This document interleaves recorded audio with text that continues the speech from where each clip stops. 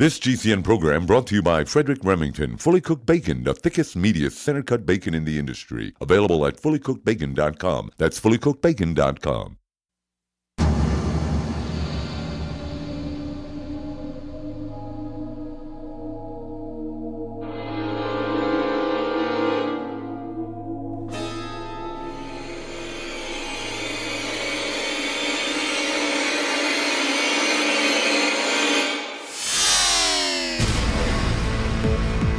You're in the Paracast, the gold standard of paranormal radio. And now, here's Gene Steinberg. On the Paracast this week, we're back with a special guest co-host. Do you like being a special guest co-host? He's J. Randall Murphy. Now, on last week's episode of the Paracast, we omitted the J. And I've been corrected about that omission, right, Randall? Well, I did mention it in our discussion afterwards, yeah, briefly. It's what I prefer for introductions, but after that, that's fine. My dad, his name was Joseph, and so is mine, and actually there are a few people that call me by my first name, and I've been that way for as long as I can remember, so, well, thanks a lot, Gene, for going that route today. We can't call you Joe, though. Some people do. Most people know me as Randall, though. Well, some people call me things too, but I really can't say any of them on commercial radio. And it's one thing I want to talk about here. Fake news and hate.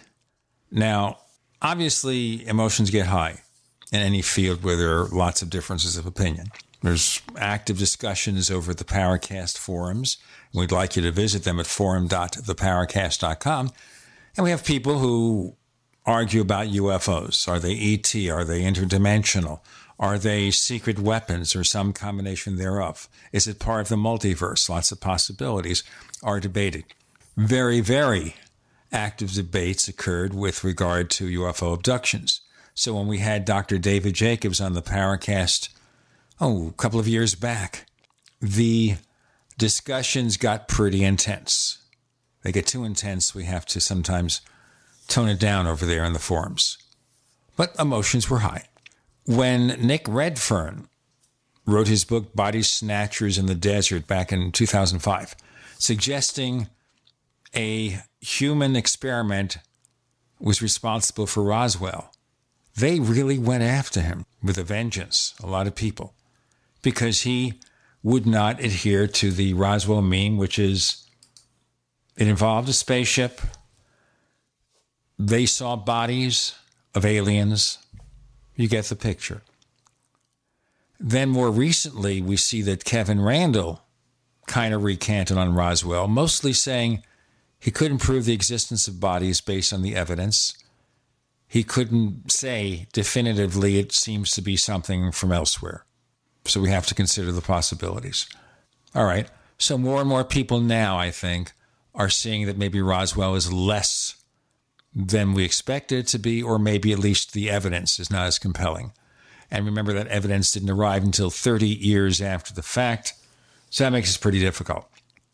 Before I go on, Randall, what's your opinion about Roswell right now? Well, I think that we can safely say that at least we know with respect to Roswell that something did happen. In other instances, we have nothing but someone's word for it, or we touched briefly on the Aztec incident on the last episode as well, and how there's really virtually nothing. But with Roswell, we did have a genuine press release from the air base saying that they had retrieved one of these flying discs, and there was something picked up. I think we can be pretty sure of that, although we haven't actually seen the material. We've seen pictures of the alleged material. And then the combination of cover-ups and witness testimony and deathbed confessions and a number of other things, there's just too much there to say that nothing happened. So we know that much. I don't think that we can say it was a mogul balloon.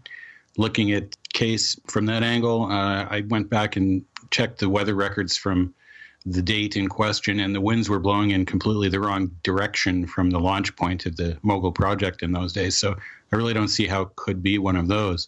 Was it some sort of alien craft? That's a possibility. I don't think we can discount that.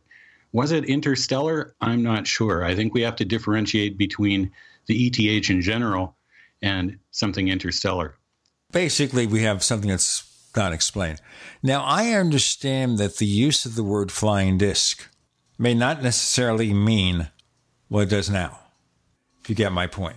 That in those days, they didn't necessarily think of that as flying saucer because this only happened, very shortly after the Kenneth Arnold sighting and very shortly after they started using flying saucer, for example. Oh, so absolutely. Flying disc may not necessarily mean what we think it means. That's quite possible. And it was used, of course, in the papers, and it became popularized by the Arnold sighting and so on.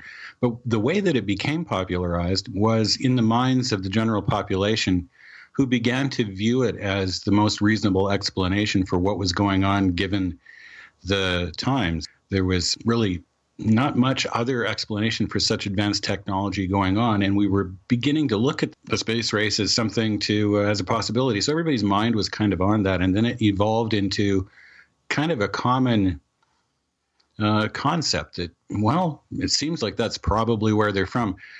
But we also have to remember that prior to that, too, I believe we had the findings of Project Sign, more concurrently with that.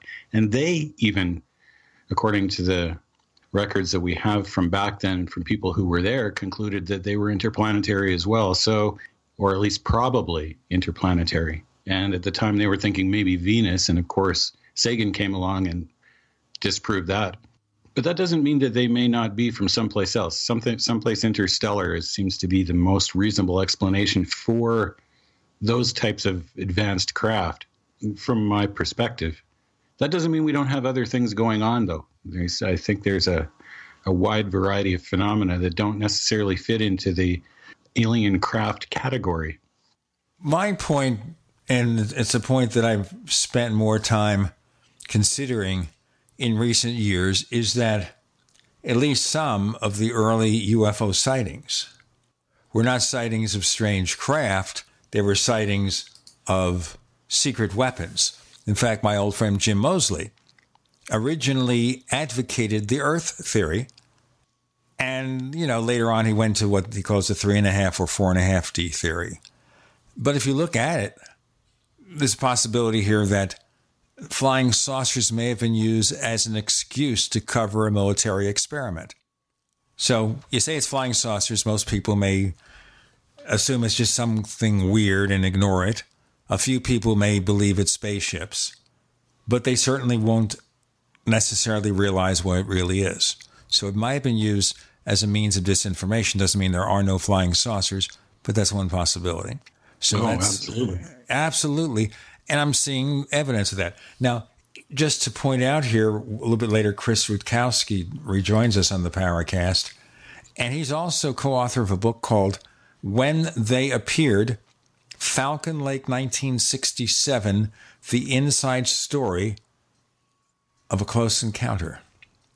Now, the co-author of the book is Stan Michalak, of Someone at the Center of the Story.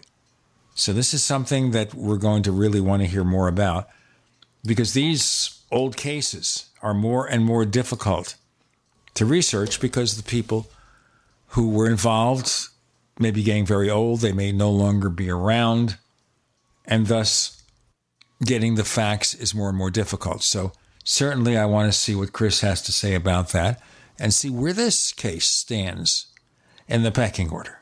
There you go. Now, before I mention fake news and hate news, and I'll just mention this very briefly, as you know, some people out there stalk other people and write hate speech about them. And, they'll take something that may be superficially factual and they'll embellish it and they'll make it worse. And I see that, I've seen that for me for the past few years for a lot of reasons. And I assume anyone who gets in the public eye encounters that. In the old days, I used to work for AOL, by the way, as a forum leader. And boy, I had to take a lot of online abuse as a result of that. Just trying to get a paycheck, have some fun, and they went crazy. But nowadays, when they do this kind of hate speech, it's nothing more than fake news. And if you see it, don't feed it. Ignore it. If you ignore it, maybe they'll go away. Chris Rutkowski is joining us shortly J. Randall Murphy is my guest co-host this week. You're in the Paracast.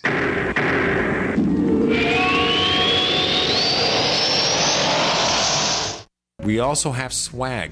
We have all these exclusive Paracast things that you can buy. We've got 60 or so different items, and entails t-shirts, sleeves for notebook computers, iPad cases, mouse pads, the Paracast Jumbo tote bag, all sorts of t-shirts and jackets and stuff like that for men and women. We have a Paracast aluminum water bottle. All this stuff, you go to store.theparacast.com, store.theparacast.com. What makes it special is that the items are the best quality, great t-shirts, fabrics, and they have our official logo on them. That's what makes them special, in multiple sizes and colors. We even have stuff for children, stuff for women, stuff for men. We have all sorts of sizes, like small up to X large. A lot of good stuff. That's the swag from the Paracast. You go to store.theparacast.com, stop by, and take a shopping tour. Hi, Peter Vaccaro for ParanormalDate.com.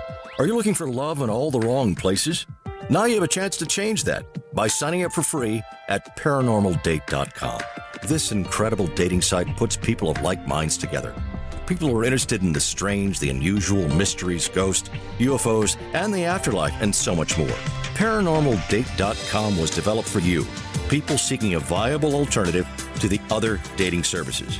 You can join for free by going to ParanormalDate.com, and if you decide you like it and want to connect with people, use the code GEORGE for a substantial discount. Mark Rawlings, president of ParanormalDate.com, says so many people hunger to share their experiences about the paranormal, the unexplainable, or the afterlife, and so much more, and this is the source for them to meet and share that common interest. So sign up for free at ParanormalDate.com, ParanormalDate.com, and use the code GEORGE if you decide to connect with someone you like. Do you know what's lurking in your water? More than 200 contaminants could be sitting there, just waiting for your glass. With a ProPure water filter, start enjoying clean and great-tasting water today. ProPure filters, independently tested, latest water filter technology. ProPure systems do not require electricity and are easy to set up and easy to use. To find out more, visit your authorized ProPure dealer or ProPureUSA.com. That's ProPureUSA.com. This is Elizabeth McCabe, aka Lucky One of Truth Frequency News. I wanted to tell you all about Extendivite from HeartDrop.com. Y'all know I check everything before I air it. When I heard about Extendivite on TFR, I went to HeartDrop.com and started my research. It's got cayenne.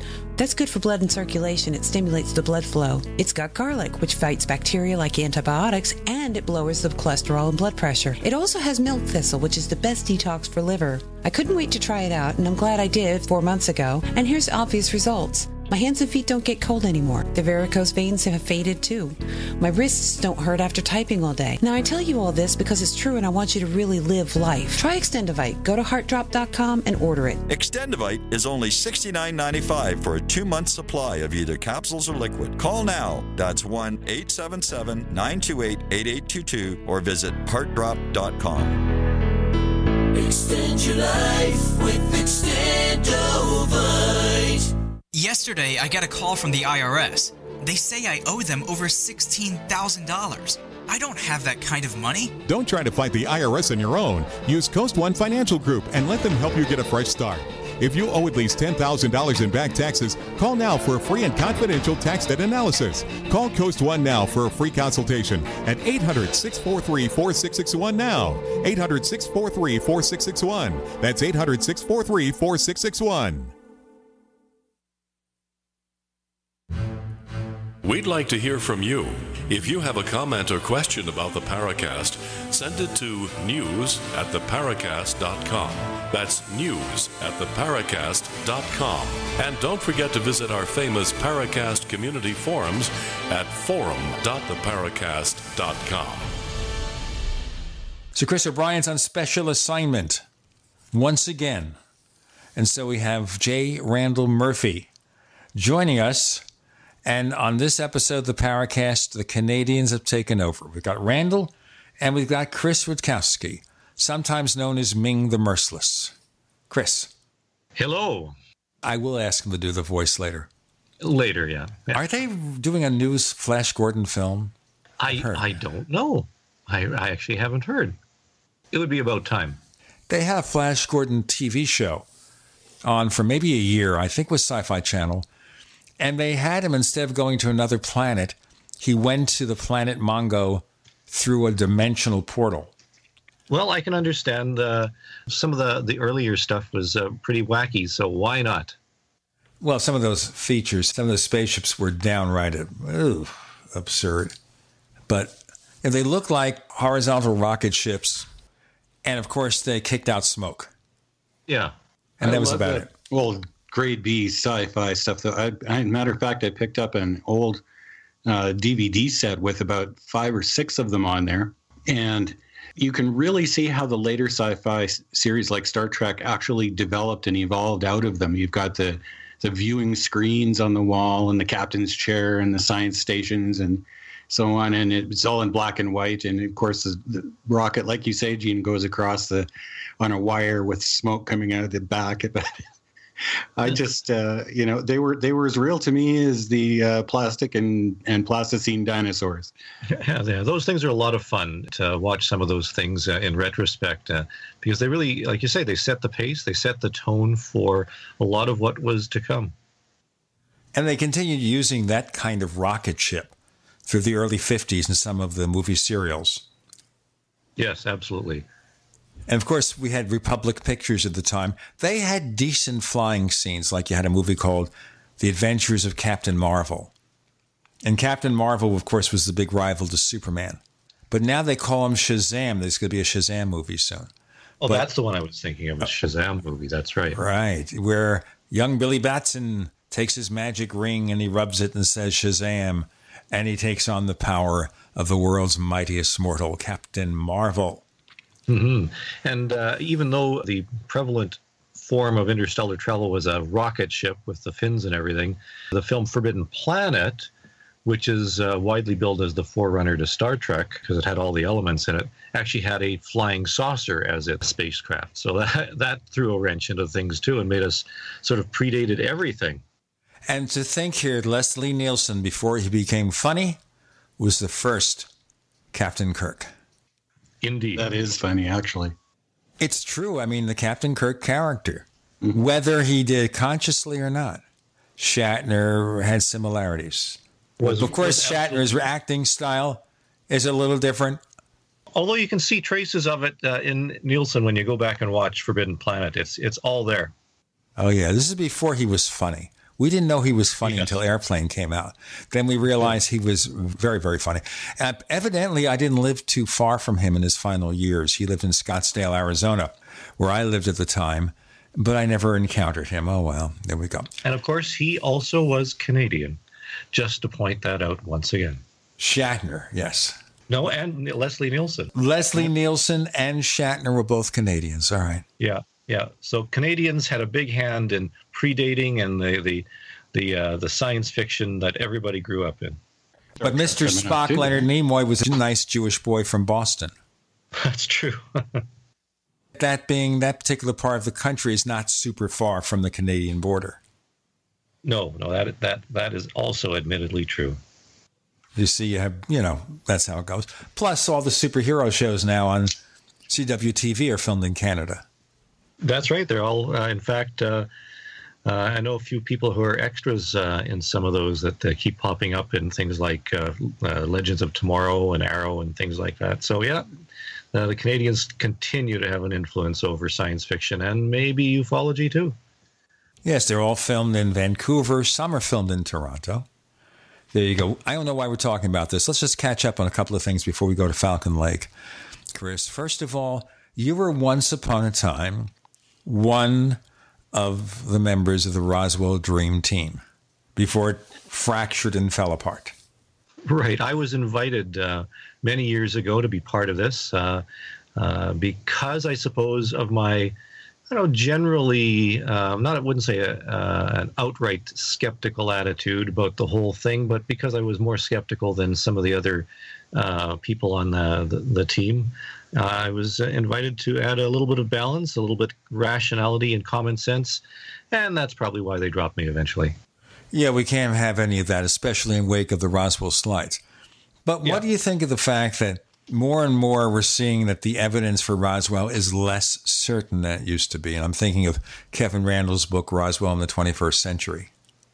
Absolutely. And Kevin, of course, was the one who originally invited me on behalf of the group to be part of that. And it's interesting that, he's less than enamored with the possibility of crashed alien saucers and things like that now. So it certainly is quite a change from what, the trend had been, let's say, about 25 years ago. Some people, of course, are still maintaining rather doggedly that it still could be a crashed saucer of some sort. But, the evidence for it is really not as good as one might really want. And that's one of the problems. And as a matter of fact, I know we're going to be talking about Falcon Lake soon, but the point I make with Falcon Lake is that it's a much better UFO case than Roswell, and on a number of reasons that we can get into when we start talking about Falcon Lake. So is Roswell the case that we'll never solve? Oh, I'm sure. I mean, the witnesses and even the witnesses' kids have largely passed on.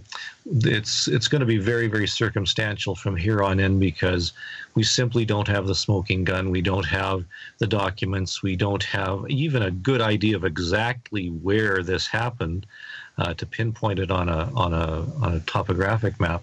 So there are so many issues involved in this that I really doubt whether we'll get absolutely to the bottom of what happened at Roswell. Long ago, far away, never to be solved. Indeed.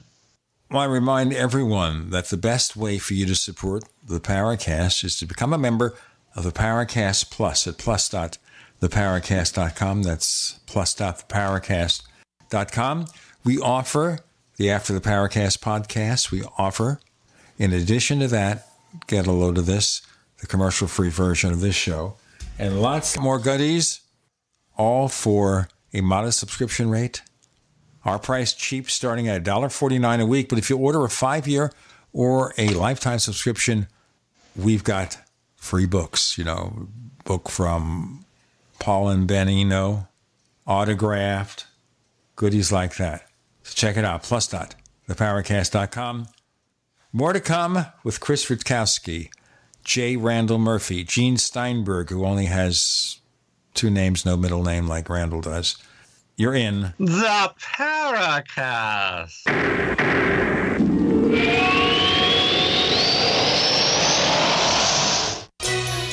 Thank you for listening to GCN.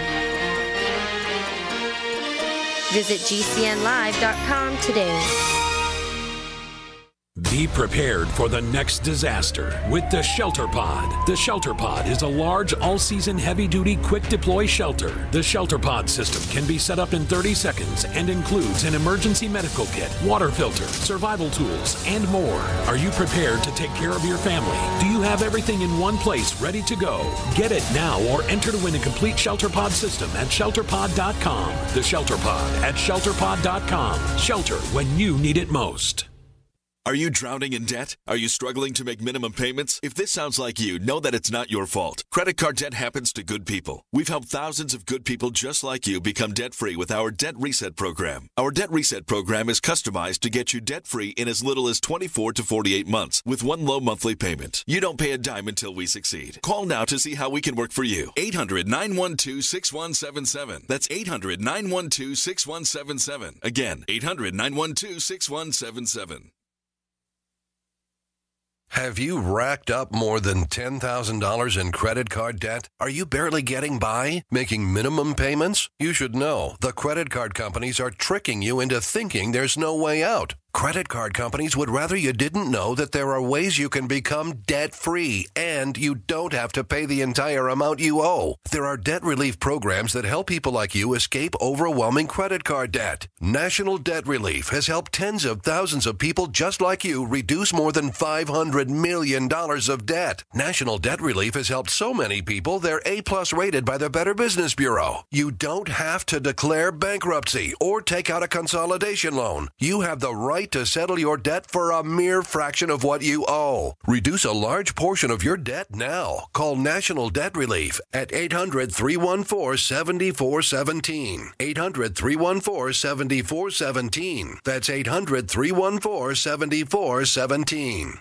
Heart disease is on the rise. Clogged arteries, high blood pressure, and high cholesterol levels may not be fully detected by you, but the symptoms are there. Loss of energy, blood sugar spikes and drops, poor circulation, and irregular heartbeat are just a few of these that can alert you that something is wrong. Hear how Heart and Body Extract is making a difference in thousands of people's lives across America. My blood pressure has normalized. My diabetes has totally improved. Everyone is telling me now how much healthier I look, and I'm telling everyone how much healthier I feel. I recommend Heart and Body Extract to everyone. Anybody over 40 in the North American continent should be using this product as a preventative to keep their cardiovascular system healthy. Order your 2-month supply today by calling 866-295-5305. That's 866-295-5305. Or order online, hbextract.com. Heart and Body Extract, 866-295-5305 or hbextract.com. We all know that Berkey Water Purification Systems are the most trusted name in water filtration. As an authorized Berkey dealer for over 6 years and serving thousands of satisfied customers, the Berkey Guy offers amazing specials for Berkey water filtration systems. The Berkey Light systems include a set of self-sterilizing and recleanable black purification elements that purify water by removing chlorine, pathogenic bacteria, cysts, and parasites to non-detectable levels and remove harmful chemicals such as herbicides and pesticides. Order the Berkey Light system today, complete with 2 black Berkey elements for only $231, and the Berkey Guy will ship your order free of charge. With the purchase of a Berkey Light, the Berkey Guy is also offering a set of fluoride and arsenic filters for only $39.99. That's over 30% off the retail price. Call the Berkey Guy at 1-877-886-3653. That's 1-877-886-3653. Or order online at goberkey.com. That's goberkey.com today.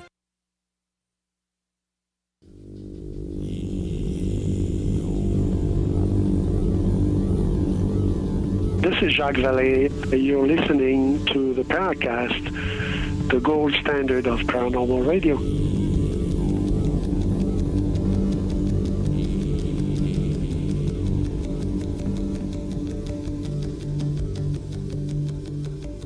You're checking your acting chops there, Chris, because I think you want to see whether or not you'll be up for some voice action if they do a new Flash Gordon movie.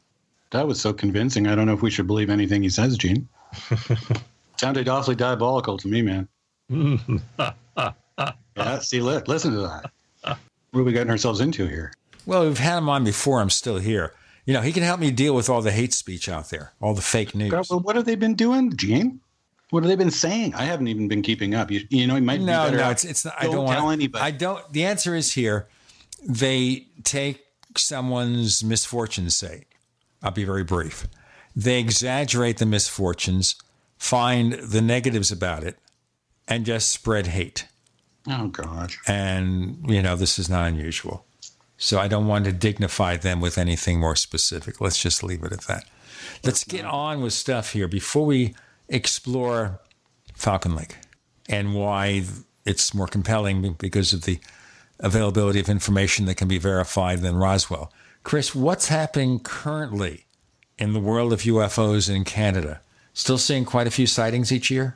Oh, absolutely. In fact, the 2016 Canadian UFO survey found, again, more than 1,000 cases last year. I think it was somewhere around close to 1,200 again, showing that you're talking about 3 cases a day somewhere in Canada. I think one of the most significant, you may have seen the video from a few days ago. There was a flare test over Lake Ontario that was widely seen by a lot of people across both the United States and Canada, right along the border, and that the Canadian Air Force had told everybody, it wasn't aliens, it was just us. And I have to tell you, the flare drop looks very similar to some other video of UFOs in the sky attributed to lights in the sky, mile-long craft and so forth. So I think we'll be hearing a lot more debate about that. But the video itself is just starting to make the rounds, and it's quite interesting. How good does it look to you? Oh, well, it shows the skyline, and it shows something like 10 or 11 lights in a rough formation hovering over the city. And it's reminiscent of some other lights that have been proposed as UFOs. So I think that a lot of comparisons will be made in the coming weeks. Well, we look forward to more information. Any other sightings of note? Again, the sightings continue to be reported. And in fact, what's happening very recently is that we're hearing more and more reports from long ago being reported. In other words, people will see something on television, they'll see some reports in media of some discussions, and they'll say, I hadn't seen anything recently, but that reminds me, back when I was a kid, I remember seeing something very similar to what had been reported recently. So we're getting a flurry of cases from the past, which is not uncommon. We do get these from time to time. A significant case will have people latch onto them, not from personal experience of something directly relatable to that case, but from years ago. So, for example, regarding the Falcon Lake case is much in the media right now for a number of reasons. And again, we'll get to that, but there's a whole series of reports that are now being filed by people saying back in 1967, when I was really young, I too saw something in the sky that I couldn't explain. And people are trying to connect personally to some of these classic cases. And it's interesting that, again, things are resonating through people's memories and history. And I'm getting a lot of emails from people saying, do you have anything from 1994 in Nova Scotia? Or do you have a case from 1973 that may have happened in Squamish, BC? Things like that. Because people are just, they're finding a connection not from something that's happening today, but something that happened long ago. The problem, of course, I guess, is the same as with Roswell. The longer it passed between the event and the recollection, the more difficult it is to get accurate facts. Right. Even when somebody says, I saw the exact same thing that year, that month. Well, if you can't pin down the day or the time and you were in a somewhat different location, it's unlikely it was the same thing. But the point is that people, their memories are, they're fading with time, but enough of it was important back then to make them remember it with enough clarity that it's still stuck in their minds all these years. Yeah, and I think a lot of UFO reports tend to do this. I mean, they make quite an impression on people. You get people who see an object. I remember a case going back into the 1980s where I had been contacted or phoned by a person who gave me a call, and he said, I saw something last night, and it made a really big impression on me. And would you like to see what I created in its response? And I said, sure. Well, he pulled out a canvas of a painting, and this person had been somewhat of an artist and had produced paintings of various things over the years. And what's interesting is that he had seen he was driving on the Trans-Canada Highway through an isolated area in Manitoba, and it was something like 3 or 4 o'clock in the morning, not many cars on the road, and this object flew over the highway and was disc-shaped, a completely glowing yellow object, flew over the highway and then stopped over the field next to the highway. He actually stopped his car, got out, watched it hovering over the field for a while, and watched as this thing slowly moved over the field towards some civilization, some town not too far away. It made such an impression on him that he went home immediately and set up his canvas, and right then and there started painting what he had seen. Now, how often would that possibly happen? That we have, not a cell phone photo, but an actual painting of a UFO that made such an impression that somebody took the time to create it so it was fresh in his mind and he could show other people what he had seen. Very fascinating. Well, it sounds they're still continuing. Do we see any of the kind of close encounters we had early on with these so-called electromagnetic effects and stuff like that? Actually, no. In fact, I had I was doing an interview with a reporter just this morning about the Edwin Fuhr case from 1974. Your listeners may remember it, or in some books where there's these the grass was pushed down in circles caused by 5 bowl-shaped objects that he had seen. This was a fellow who was in Langenburg, Saskatchewan. He was cutting some of the wheat and grass and saw what he thought were duck blinds not too far away, because it was common in this particular area for people to set up their duck blinds so that they can shoot at the ducks and geese a little bit better. And he climbed on top of his tractor and saw that these were upside-down bowl-shaped silver objects that were spinning very, very rapidly in the grass. He watched them for a few minutes, and then they slowly, one by one, took off into the sky and gave off little puffs of smoke and flew away. And when he went to inspect these areas, they were swirled patches in the grass that he couldn't explain, that were completely mysterious.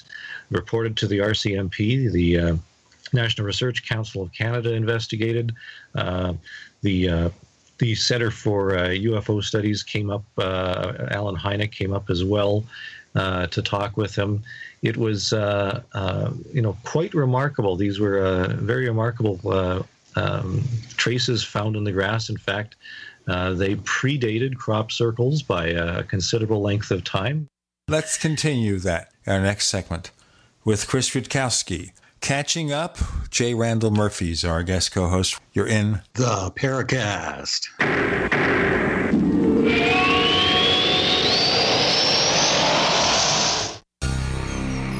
Thank you for listening to GCN. Visit GCNlive.com today.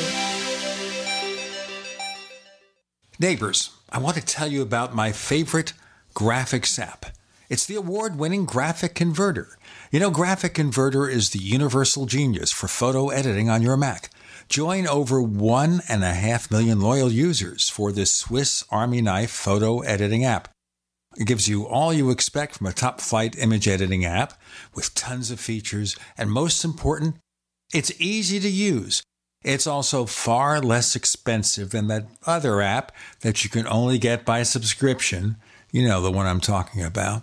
What's more, you can get 20% off with your order right now. So write this down to learn about Graphic Converter. Go to www.lemkesoft.de/Gene. Let me spell that. www.lemkesoft.de/Gene. Hunters, anglers, campers, and survivalists. Get back to nature. Expand your horizons with the highest quality, most versatile, unique slingshots and sling bows on the market at slingbow.com. Sling bow products are compact and models start from just $17.98. They're perfect for your bug-out bag or storing in your vehicle. Give yourself and your loved ones the excitement and tradition of sling bow. A new frontier in archery and truly modern twist on this primitive survival tool. Feel the thrill only at slingbow.com. You've heard the phrase, you are what you eat? Not true. Actually, you are what you can absorb. So if the vitamins and supplements you now take are not being absorbed, what good are they? Introducing Protovite, proprietary liquid system that allows premium quality nutrients to positively affect the blood in an astonishing 5 minutes. Watch our amazing 2-minute live blood cell video at TrueHealthFacts.com. That's TrueHealthFacts.com. Then call 502-410-3411. Protovite is nutrition you can feel. Protovite is nutrition that gets in. This is Dan Pilla. Do you owe the IRS money you can't pay? Are tax debts crippling you? I've defended people from the IRS for over 30 years. I've helped thousands, and I can help you too. I wrote the book on IRS settlement, and I'm telling you, there's no such thing as a hopeless case. Call 800-34-NO-TAX to finally get free of IRS debt. With the IRS's new programs, there's never been a better time to solve your problem. Call 800-34-NO-TAX. That's 800-34-NO-TAX, or my website, danpilla.com. Have you checked your Google search results lately? Search results are usually the first impression that people form of you or your business, so make sure that they create a positive impression with ReputationDefender.com. What the internet says about you can have a big impact on your life and your livelihood, even if it's not true. Fortunately, you can now control how you look online and in online search results with ReputationDefender.com. Call 800-831-0771 now. That's 800-831-0771 for your free reputation analysis. If you have negative material from an ex-employee, upset patient, or former client, newspaper article, legal issue, social media, or other source showing up in your search results, you can combat it with ReputationDefender.com. Our dedicated experts in patented technology can help make your online search results look their best. Call 800-831-0771 to learn more. 800-831-0771. That's 800-831-0771. Or visit ReputationDefender.com. The answer to being in control of your own healthcare is freedom from insurance. Become part of a group of self-pay patients that come together to share in each other's medical expenses. Individual share amounts begin at $107 a month and $347 for families. Choose from 3 health sharing programs. Holistic treatments may be eligible for sharing. See guidelines. Discount programs available for dental, vision, and pharmacy. Go to libertyoncall.org. That's libertyoncall.org.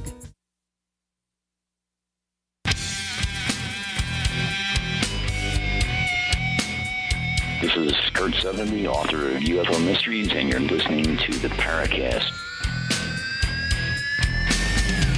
Randall's trying to become a younger Ming the Merciless, but he's not merciless enough. He'll get there. He'll get there. Oh, yeah. Chris Rutkowski's talking to us. Let's continue about that sighting you started in the previous segment. Right. Edwin Fuhr, Langenburg, Saskatchewan, 1974. The traces were studied in great detail. Samples were taken and sent to Ottawa for analysis. I know they were thought that perhaps they were radioactive, but they were not. And what's interesting is that Edwin Fuhr was well-liked and well-known in the community, a very amicable kind of fellow, not the type to make a lot of practical jokes, certainly didn't benefit from this. In fact, right at harvest time, it caused a big disruption, so it caused more inconvenience than anything else. Phil Klass himself actually talked with me about him. He said that he had spoken with a pastor of a small church in the community, and according to Phil Klass, this particular pastor had said that, oh yes, Edwin Fuhr, had done some practical jokes in the past, so that's probably what this was, and that was good enough for Phil Klass to label it all a complete hoax. The National Research Council of Canada, their expert Peter Millman, he didn't personally investigate the site, but I was actually at a conference of scientists where he gave a presentation about this, and he declared that the Langenburg crop traces were nothing more than fairy ring mushrooms. And that was that. What's curious is that there's absolutely no way that fairy ring mushrooms could have caused these, because I happen to know mycologists quite well, and fairy ring mushrooms do create rings in grass, usually lawns, and take several years to create traces of any particular size, and are never found in long grasses and crops of the order of 1, 2, 3, 4, 5 feet in height. So it was a completely ludicrous explanation proposed by scientists who really should have known better. And whether that suggests that there is a cover-up in effect, or scientists are so closed-minded that they won't even look at facts, it caused quite a concern, and in fact boosted the case more than suggesting there was something less mysterious to it, because of the fact that these explanations really didn't account for any of the facts that were presented. Yeah, it's like swamp gas, same type of thing. I mean, if you look at the picture of the swirled grass, you can see it's plainly swirled grass. It's a large patch. There's no mushrooms involved in this at all. And the other thing about this that actually impresses me is that you're not seeing some complex geometrical pattern with, somebody's signature in the lower left-hand corner. You're just seeing some flattened grass that looks like maybe something landed there that was spinning. Yeah, and that's all it was. And as I said, it predated the crop circles by a number of years. So a lot of people think they started in England. Well, they actually started in Canada. In fact, there's a case that dates back in the 1960s that perhaps we'll have time to talk about, where crop circles were actually investigated by the Royal Canadian Air Force, and we have their report of their studies. So Canada, once again, this is the Canadian show, Gene, where we're showing that Canada's really pulling its chops here. Do we see any differences sometimes you do with different cultures? Do you see any difference between Canadian UFO cases and United States UFO cases, or are they too close together in terms of details? Yeah, I think we'd have to say that the border is pretty permeable when it comes to UFO cases. We have the same distributions of nocturnal lights and daylight discs and so forth. We have the monthly trends. One effect, I was looking at Cheryl Costa's data that's just been published. She went through Newfork's cases and got some trends for down to the county, for example, in some cases. And there certainly is a latitude effect in that there's a less pronounced increase in the summer months in the southern United States than there is in the northern United States and in Canada, of course, because of the climate. So that where there's many more UFO reports in Canada in the summer, there's the peak isn't as strong in the southern United States. So there are some things like that, but in terms of the actual description of things that are reported, it's very, very similar. Well, that's good to know. Of course, we have porous borders. That's why. Absolutely. Absolutely. It's all about the borders. If we had some border control, the UFOs would be different. Yeah, if we had some sort of wall or something, I don't know. Maybe we should work on that. Speak to your president about that, Gene. See if he can do something about it. I'm sorry, that logic has too many walls impacting it. So you are co-author of a book, Chris, called When They Appeared, Falcon Lake 1967, The Inside Story of a Close Encounter. But tell us first about your co-author. Well, my co-author is Stan Michalak. And Stan Michalak is the son of Stefan Michalak, who was the prime witness in a classic case from May of 1967. In fact, this past weekend was the 50th anniversary of this particular case. And in celebration, we had a number of things up here in Canada. On May the 19th, for example, we had the screening of a movie about UFOs called UFOs, A Secret History, produced by David Cherniak. The producer actually he flew into Winnipeg for the screening to a sold-out, standing-room-only house. And there was a panel discussion following the movie. And the Falcon Lake case with... featuring a recreation of the event with Mr. Michalak was part of that particular film, so that's why it was chosen. The panel discussion was with myself and Stan Michalak talking about the case long ago. And then on the Saturday was the launch of the book at a bookstore here in Winnipeg in Canada. They had set out chairs for around 100 people. And around 200 showed up, completely clogging the aisles. The book itself sold out within the first 5 minutes, even before the event started. And then on the Sunday, out at Falcon Lake, which is about an hour and a half east of Winnipeg, along the Ontario border, a ranch out there was actually taking people on guided tours by horseback to the actual site. And then in the evening, there was another public presentation, which was again completely sold out with standing room only. And it was just overwhelming to see the public interest in a case that was 50 years old and still so prominent in so many people's minds. Now, compared to Roswell, what makes this, shall we say, more credible in terms of evidence? Well, not just Roswell, but I know my colleagues out in Nova Scotia aren't going to like this all that much, because the claim is that Shag Harbor is Canada's best known and best documented UFO case. And it's also from 1967. But I believe that the Falcon Lake case is better because it was a known witness. The witness cooperated, and he continued to be interviewed for many years until his death.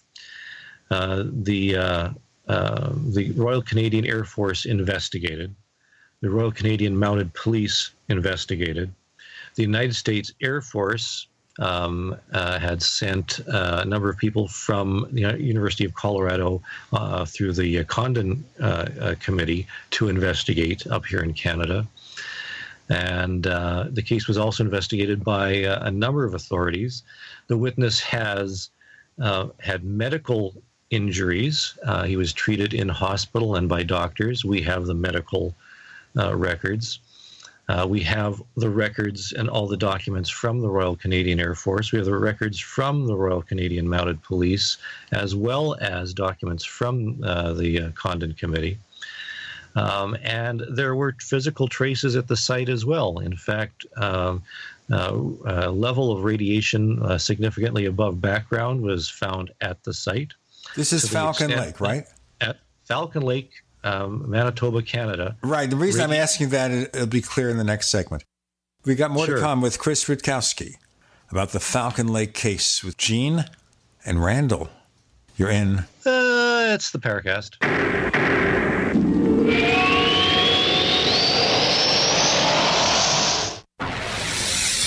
You are listening to GCN.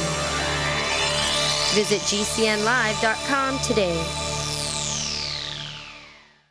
Ray Perkins, a reclusive veteran burned out from the Gulf War, lives tortured by relentless, perplexing nightmares. Nightmares of a horrific battle in deep space and of a mysterious woman suffering in agony for her devastated world. A woman not yet born, calling across centuries to him. Then, a coincidence leads him to his destiny, his chance to alter the universe. Attack of the Rockoids. The former fiction editor for Star Wars and Indiana Jones, Robert Simpson, writes, "The soul of the novel Attack of the Rockoids lies in its heart and passion for building a convincing tale of a love that spans the galaxy. A thrilling story. Attack of the Rockoids is available now. Read a sample chapter and get a special discount off of the cover price at our website, rockoids.com. That's ROCKOIDS.com. Attack of the Rockoids, a novel in the grand science fiction tradition. Love or loathe him, Donald J. Trump is our 45th president. There is no denying now that Trump will go down in history, both despised and admired. Commemorate Trump's presidency with your very own Trump silver bust from TrumpSilverStatue.com. This museum-quality heirloom Trump silver statue bust is hand-cast from 20 troy ounces of silver, a great investment. From TrumpSilverStatue.com. Loathed or loved, own a valuable piece of Trump's legacy. Get your solid silver Trump bust today at TrumpSilverStatue.com. Homeowners have much more to worry about than just making their mortgage payment. Can you afford to repair or replace your air conditioning when it stops working this summer? Or worse, a major plumbing problem? With National Home, you can say goodbye to repair bills. If you own a home, you could stop paying for these costly repairs. Best of all, call now to get 1 month of repair coverage for free. Get total protection for your home's major appliances and systems, so you have no more costly repair bills. Call 800-887-3022. That's 800-887-3022. 800-887-3022.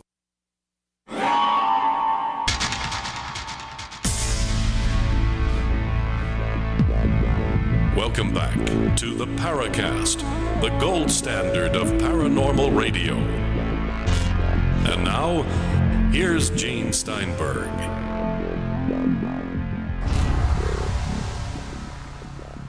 Hey, it's the Paracast with Chris Rutkowski and J. Randall Murphy. And we're talking about Falcon Lake in connection with this book, and I can barely pronounce the co-author's name, Stan Michalak. Michalak, yes. Michalak. The book's called When They Appeared. Now, this is 1967. The Condon Committee was just really not in operation that much longer after that, right? Right. They stopped sending out investigators in about 1968 or so. So this was towards the end, but it still appeared in the Condon report, case 22.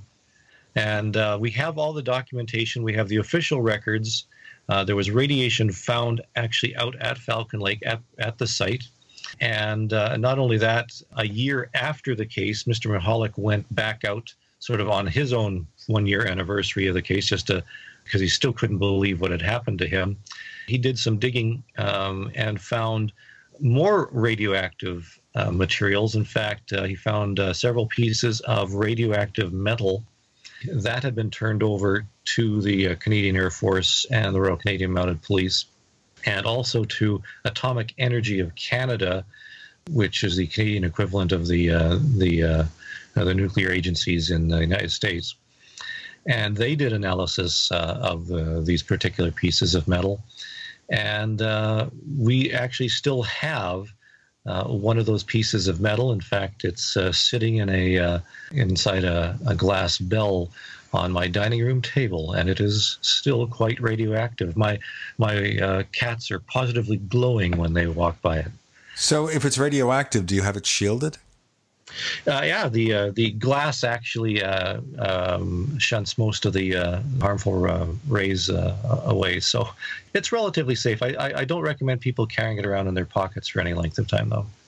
So what would you say to those who, like, I know when I was looking into the case, I did some background on the geology in the area, and there are natural occurring radioactive deposits there. So I'm just wondering how much you did to look in to see if, well, maybe that's a factor that might have been overlooked, because I know when I do read about it, I don't see anybody going to that length and checking that out. Oh, actually, that was investigated quite extensively. In fact, the Manitoba Department of Mines and Natural Resources thought that the radiation level was so high above background, despite the deposits there, that they considered closing the entire provincial park because of health hazards that were perceived. And again, we have the documentation that attests all this. And as for these pieces of metal, these are not chunks of radioactive materials as such. The piece that is currently still in our possession is about 4 inches long and is made of almost pure silver.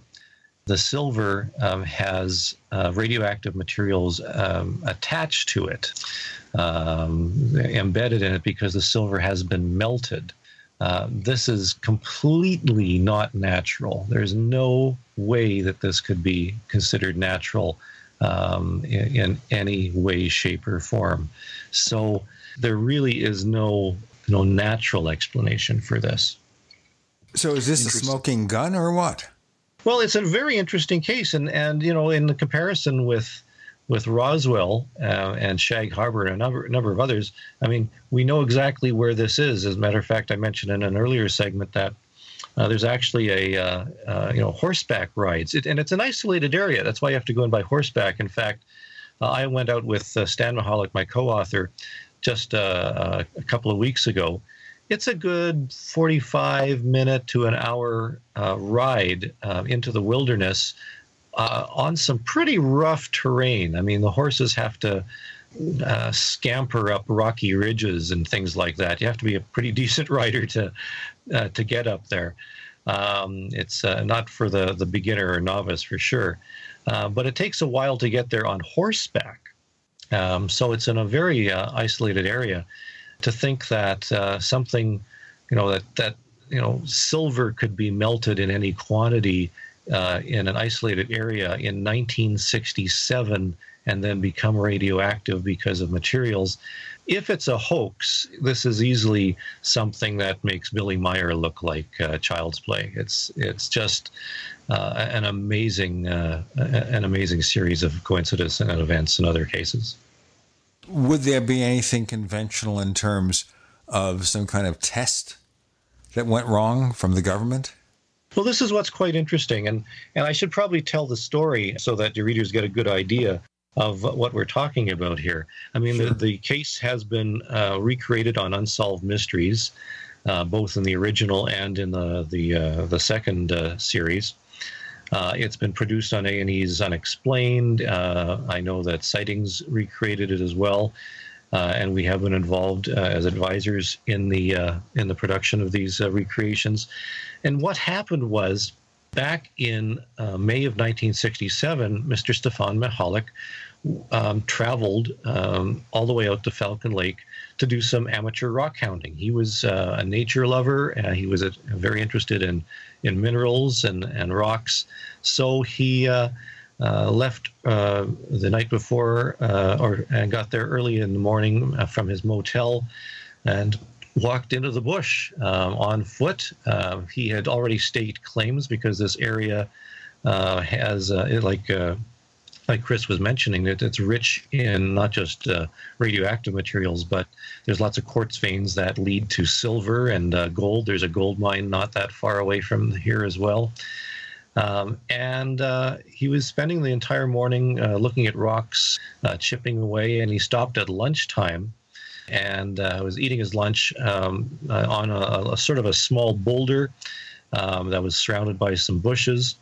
And as he's finishing up, when he was packing up his lunch, all of a sudden, some geese took off from a small lake that was down below him. He was on a ridge, a very rocky ridge in the forest, and it was sort of overlooking a small pond that had been created by a beaver dam. And these geese suddenly took off, and he was concerned that perhaps there were bears in the area. So he was looking around, didn't see any bears, but something was shining in the sky. And as he watched, two saucer-shaped objects came down from the sky. They were red in color, and one remained fairly high up in the sky. The other one descended and ended up landing, or at least hovering over a rocky ridge only about 150 feet away from him. He crouched down behind this small boulder to watch what he thought was completely impossible, because it looked nothing else than a flying saucer from the movies. It was disc-shaped. It was about 35 feet in diameter, about 8 to 10 feet high, with a dome. Bright purple lights coming out of some slits and openings in the upper part of this thing. And it had started cooling down, is the way he described it, because it was going down from red to orange and then a dull color, and eventually was the color of, as he described it, hot stainless steel, and then just became a silverish color. He said he couldn't see any joints or rivets. It was completely smooth, a completely circular flying saucer, not more than 150 feet away from him at this point. Now, considering they have radioactivity involved, and I'm thinking of Rendlesham, and I'm thinking of the Cash Landrum case, any radioactive impact of note? Well, one of the problems with this is that Mr. Michalak didn't think in terms of aliens at all. In fact, until he passed on in 1999, he thought this must have been some sort of American secret military craft. Let's continue on that score. We got more to come. Chris Rutkowski about Falcon Lake, 1967. Return back through time with J. Randall Murphy and Gene Steinberg. And you're in the Paracast.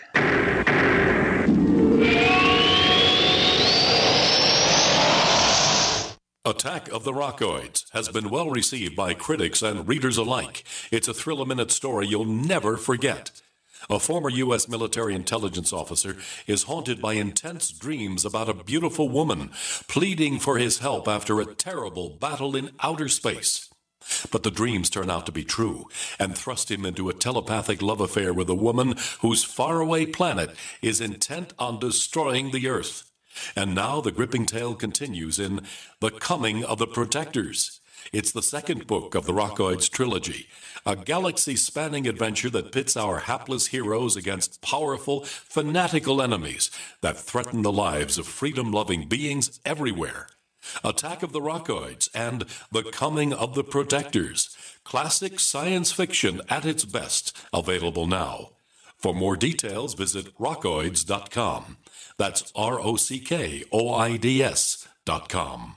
Homeowners have much more to worry about than just making their mortgage payment. One of our biggest expenses can be when unexpected repair bills hit us at home. Can you afford to repair or replace your home heating system? What about when your air conditioning stops working this summer, or worse, a major plumbing problem or large appliance that just stops working? Well, with National Home, you can say goodbye to repair bills. That's right. If you own a home, you could stop paying for these costly repairs. Best of all, call now to get your home protected and 1 month of repair coverage for free. Just call 800-887-3022. Simply call our 24/7 repair hotline and pay nothing for covered repairs. Get total protection for your home's major appliances and systems so you have no more costly repair bills. Just call 800-887-3022 and never pay for repairs again. Get your home protected against costly repair bills right now. Call 800-887-3022. That's 800-887-3022. 800-887-3022.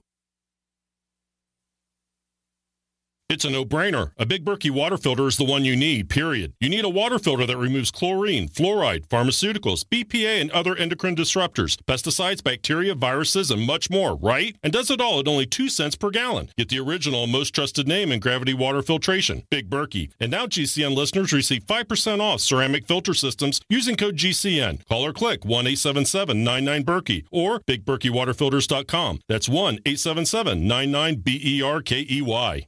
Hi there, I'm Bob Eubanks. You know, as part of Hollywood for a long time, I've seen my fair share of celebrities get in trouble with the IRS. Well, there's one name I trust, the Tax Defense Group. They're the most trusted name in tax. So if you owe more than $10,000 to the IRS, you really need to call my friends at the Tax Defense Group.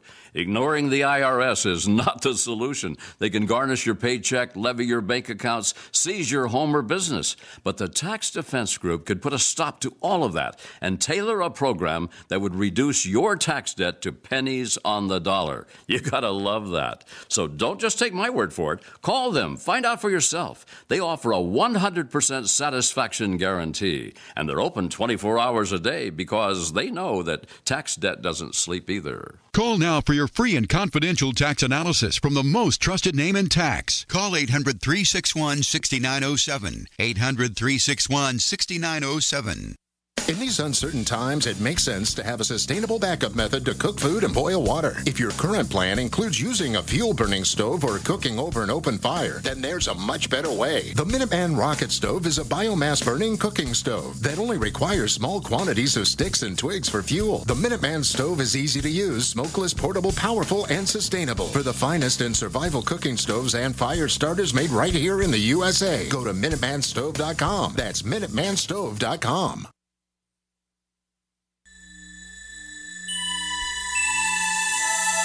This is Jacques Vallée. You're listening to the Paracast, the gold standard of paranormal radio.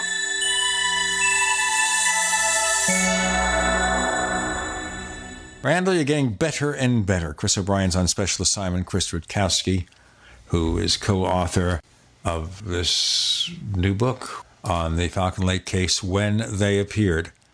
I'm looking at the picture here. This picture in the book, this is essentially what the object looked like? Yes, it was actually designed by, the cover was designed by Stan Michalak himself, so he had obviously listened to his father describe it many times. It's based on the actual drawings which were produced. And it looks very flying saucer-ish, but Mr. Michalak was convinced this was some sort of military craft because obviously there is no such thing as aliens in his own worldview and his own belief system. And he watched this for about half an hour at least, crouched down in the bushes behind the boulder, and he was actually drawing it in his notepad, which he had always every time he went out into the bushes. And as he was watching it, he could hear the rush of air as if air was being expelled and taken in. Other than that, he couldn't hear much in the way of sound. There was a smell like burning electrical motors. And a small door opened in the side of this, kind of like a camera iris.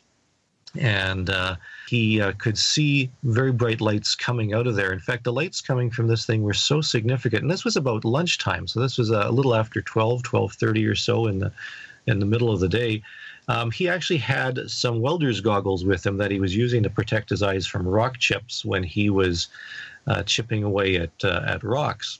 Even through the welder's goggles, these lights were very, very bright, and he had to flip them down to get a good look at what this thing was. Well, eventually he figured, this is ridiculous. It's some sort of American weapon.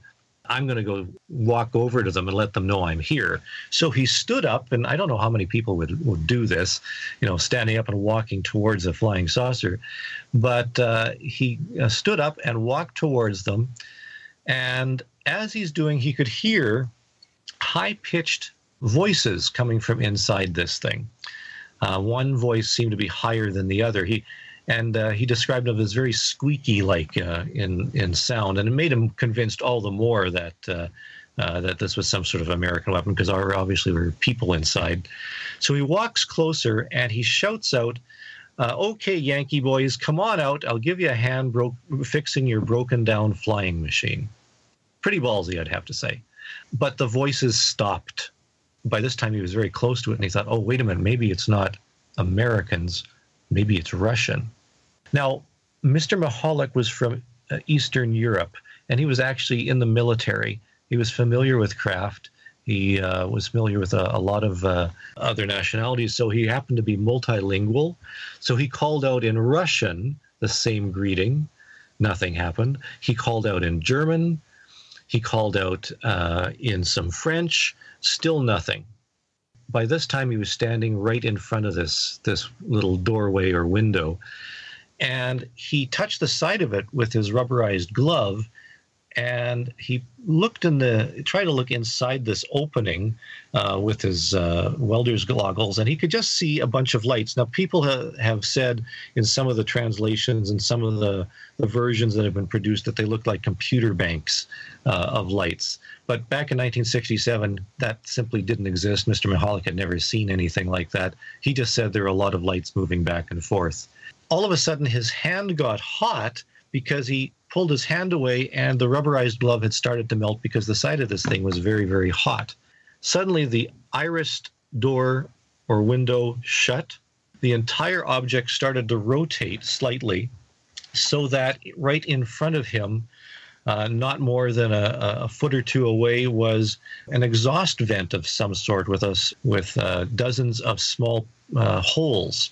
And out of this exhaust vent came a blast of hot gas that came out and set his clothes on fire, knocked him down, and started smoldering some of the pine needles and leaves that were on the ground. And this thing took off into the sky and flew away, leaving a very, very bewildered Stefan Michalak. He reacted very quickly by taking off his shirt and stamping it out. And he stamped out some of the pine needles and leaves, being a very good outdoorsman.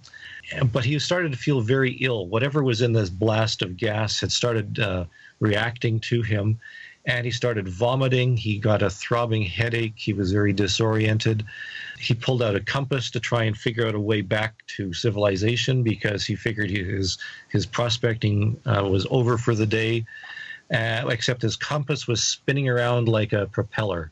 He put it down, and then he oriented himself as best he could and headed out of the bush.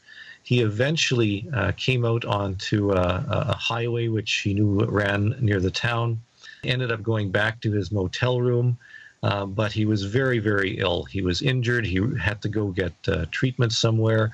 He contacted his son by telephone and asked him to meet him back in Winnipeg. He managed to gather up a few things, and he actually hopped a bus, can you believe it, to get back to Winnipeg that night. His son took him to a hospital where he was treated for second and third degree burns. He was sent home, but the illness was still very, very significant. He remained in bed for several weeks after that. He had lost weight. Doctors were puzzled as to what had happened to him. That's just when the investigation started. It sounds a little Cash Landrum to me. It sounds very Cash Landrum. Years earlier, but it does sound very, very similar to that. You've got the heat, you've got some sort of radiation, which they found later. But this is a close encounter, a true close encounter, perhaps a little too close for comfort for some people. Did he have any long-term effects, or was it something that he recovered from? He did have a number of long-term effects. As a matter of fact, his illness was very puzzling. His doctor had recorded that his white blood cell count was up and down a little bit, but because he hadn't been to a doctor in a while, it was hard to verify. But a number of months later, he was at work. When he eventually did return to work, suddenly in the middle of the day, his hands swelled up, his body swelled up, turned a little purple. He found it hard to breathe. He was getting some sort of allergic reaction, an anaphylactic shock of some sort, which he had never experienced before. And the doctors figured that he must have, become allergic to something that was in contact with his body. Interestingly enough, over the next few years, there were enough flare-ups that his family was very concerned, and he went to the Mayo Clinic in the United States on his own, because this wasn't covered under the Canadian medical system. He had to pay for it himself, so he went to the Mayo Clinic as an outpatient, stayed there for a number of days, where they gave him a full medical workup, and just figured that there was some sort of toxic substance that had been introduced in his body that had been causing these allergic reactions. He was not burned by radiation, it turns out. He was burned by thermal gas, and there was no evidence of him being injured by radioactive material in any way. We have more to come, looking over this gentleman's injuries from Falcon Lake. With Chris Rutkowski, J. Randall Murphy, Gene Steinberg, you're in... Looks like the Paracast.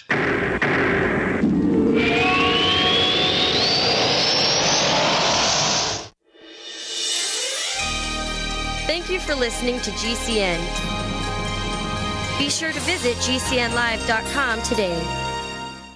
Being self-reliant is about being prepared and to do what you need to have your own source of renewable energy. Portable Solar LLC offers the most powerful EMP-hardened solar system on the market that is transportable from place to place, and the best part, it's very affordable. Contact them at portablesolarllc.com or call for details at 972-575-8875. Sol Arc EMP-hardened solar generator energy insurance for your family or business. Call Portable Solar LLC today or go to portablesolarllc.com to check out their patent-pending technology.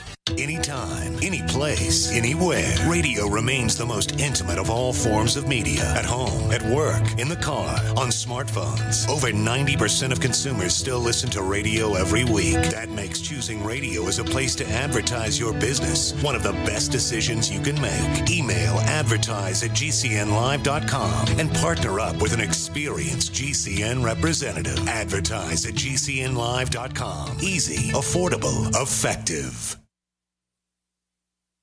Message and data rates may apply. Hi, I'm Frank Thomas. When I was playing ball, they called me the Big Hurt.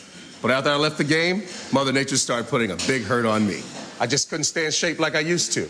Turns out, it wasn't my fault. Once you hit 40, your body has less free testosterone, and that can make it harder to get into shape.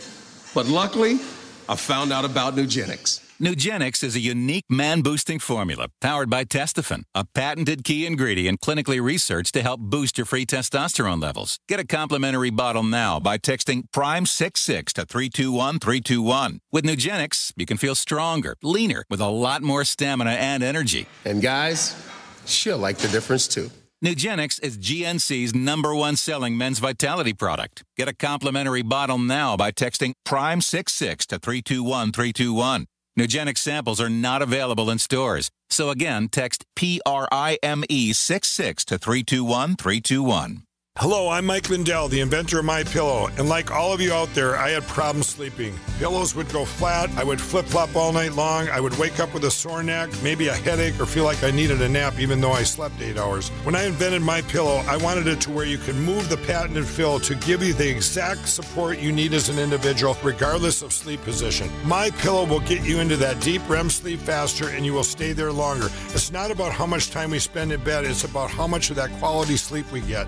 I do all of my own manufacturing right here in the United States. I have a 10-year warranty. You can wash and dry my pillow, and I give you a 60-day money-back guarantee, so you have nothing to lose. And here's my best offer ever. You can buy one of my pillows and get one absolutely free. Go to mypillow.com or call 800-870-0305 and use promo code GCN. That's mypillow.com or 800-870-0305 with promo code GCN.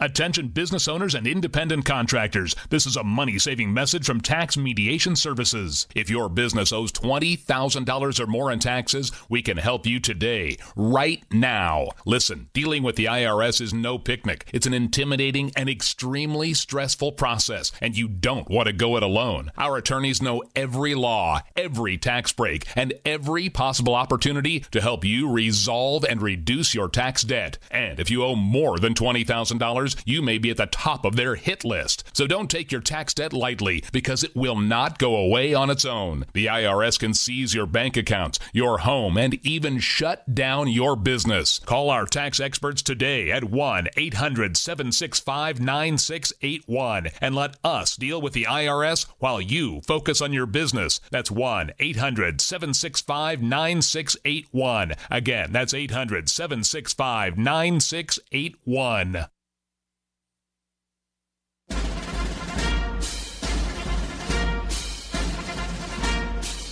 Hi, it's Grant Cameron from presidentialufo.com. You're listening to the Paracast, the gold standard of paranormal radio.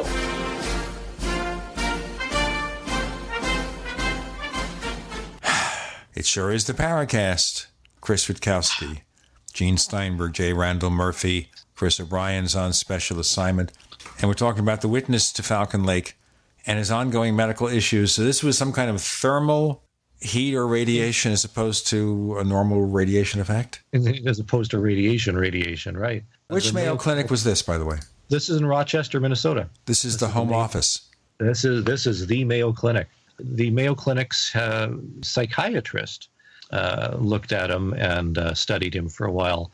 What's curious is that we were able to obtain the medical records for Mr. Michalak from the Mayo Clinic, including the psychiatric evaluation, which is several pages long. And the psychiatrist basically said this is a guy who doesn't make up stories. He's pragmatic. He's, pardon the pun, down to earth. And this is somebody who, has had enough stuff happen to him in his life that he doesn't need to make stories up. So the medical doctors, the medical community was puzzled as to what went on. In fact, we were able to get the medical records from the hospital he had shown up at as well. And his own family doctor, we got the medical records released as well. So we have more documents on this case than I think most UFO cases will ever get.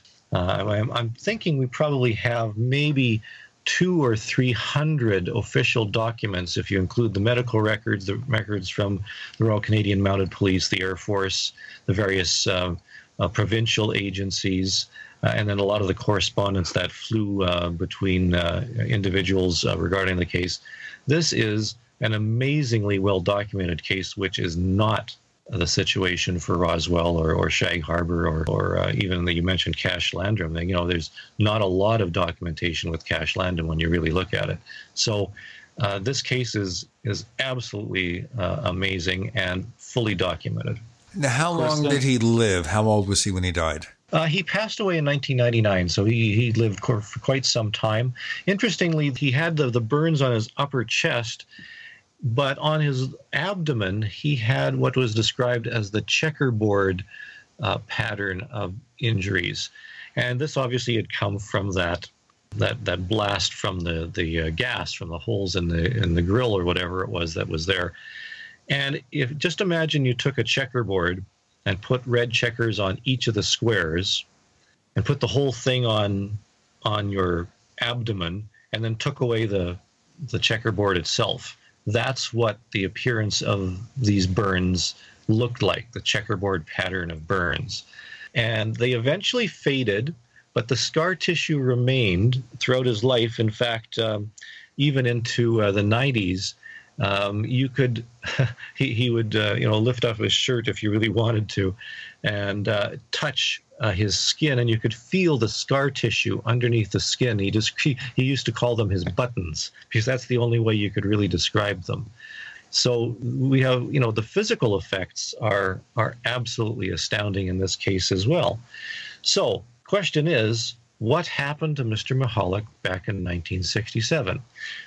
Skeptics just say, well, it was some sort of elaborate hoax. And why would this be an elaborate hoax?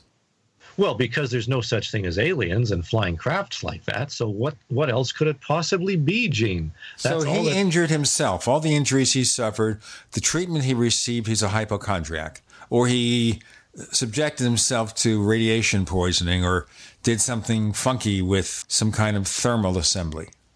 Yeah, that's generally the objections by skeptics in a nutshell. I mean, there have been some other aspects. The Condon Committee thought that it was a hoax and felt that it was quite elaborate. However, there was an interesting out in the Condon report. I'll paraphrase it, but it went along the lines of, if this experience could be determined to be physically real, it would prove the existence of unidentified flying objects in the Earth environment. If this one particular case, according to the Condon report, could be proven real, it would prove UFOs were real once and for all. That's how important this case is. I suppose we could say that about any given case if we could prove it was real. So to me, that really doesn't say a lot. And I've always been uncomfortable with this case. You seem to be very pro Michalak here, or Michalak, and I'm looking at what the skeptics have to say, and the way you described how these marks on his body could have been put there actually doesn't sound all that complex to me. It sounds like he pretty much could have done that either by accident or on purpose. And I don't know about you, but I have put on welding goggles, and if you have ever done so yourself, you can't see anything through them unless you're looking at an arc. It's just not something that anyone would take out geologically prospecting if they want to see what they're doing while they're hitting rocks with a hammer. It doesn't make any sense to me. Well, he took them out quite a few times, and we actually looked at the welding goggles. It's true. I mean, if you flip down the dark part, you can't see anything, but the goggles themselves are very functional for protecting your eyes from rock chips because they have just a clear glass. He only flipped them down when he was trying to see into the really bright lights that were flooding out of the craft. So, it's an interesting objection and a good point. There's a lot of effects here that would, that could certainly say that he made the whole thing up. But what's curious about the book that we produced is that a third of the book, or I guess maybe a quarter of the book, is the recollection of Stan Michalak himself. This is not just a book that tells a story of a particular UFO case. It tells the story of what happened to the family. The title, When They Appeared, has nothing to do with aliens. The title has to do with the endless stream of investigators and media reporters that showed up, flooding the home and bothering the Michalaks at all hours of day or night. It has to do with how the RCMP investigators and the Royal Canadian Air Force came into their home, grilling not only the family, but they went to their places of work. They talked to the kids in great detail. Stan Michalak was just 9 or 10 years old at the time that this occurred, but he talks in great detail of what he remembered his father being like, how he, again, not the type of person to make anything up whatsoever. not a joker of any kind, and there would be no positive gain for producing this. So the book is not just about the story of what happened. It's the fallout from what happened from the perspective of the witness's family. And then I have two sections in the book, one in which I go through all the in great detail, the analysis. I went through all the hundreds of pages of documentation showing the extent to which that the Royal Canadian Air Force and the RCMP investigated, to the point where they actually went and got Mr. Michalak drunk to see if they could loosen his lips a little and change his story. They always get their man, of course. But in the opinion of the Royal Canadian Mounted Police and the Air Force, they have found nothing that would dispute his story. So as much as we'd like to think that, yeah, maybe he could hoax the darn thing, even when you think about hoaxing the case in the middle of a wilderness in 1967, getting radioactive materials involved, melting silver, maintaining the ruse for 30 years and more, it begins to stretch the imagination. So could it be a hoax? Yeah, it certainly could be. Is it very, very complex and mysterious? Yes, it is. So, I mean, I agree with you, Randall, that it's a disturbing case because it has so many elements that one would think that it either proves that everything's real or maybe nothing's real. We're going to have more of this with Chris Rutkowski, Gene Steinberg, J. Randall Murphy. You're in the Paracast.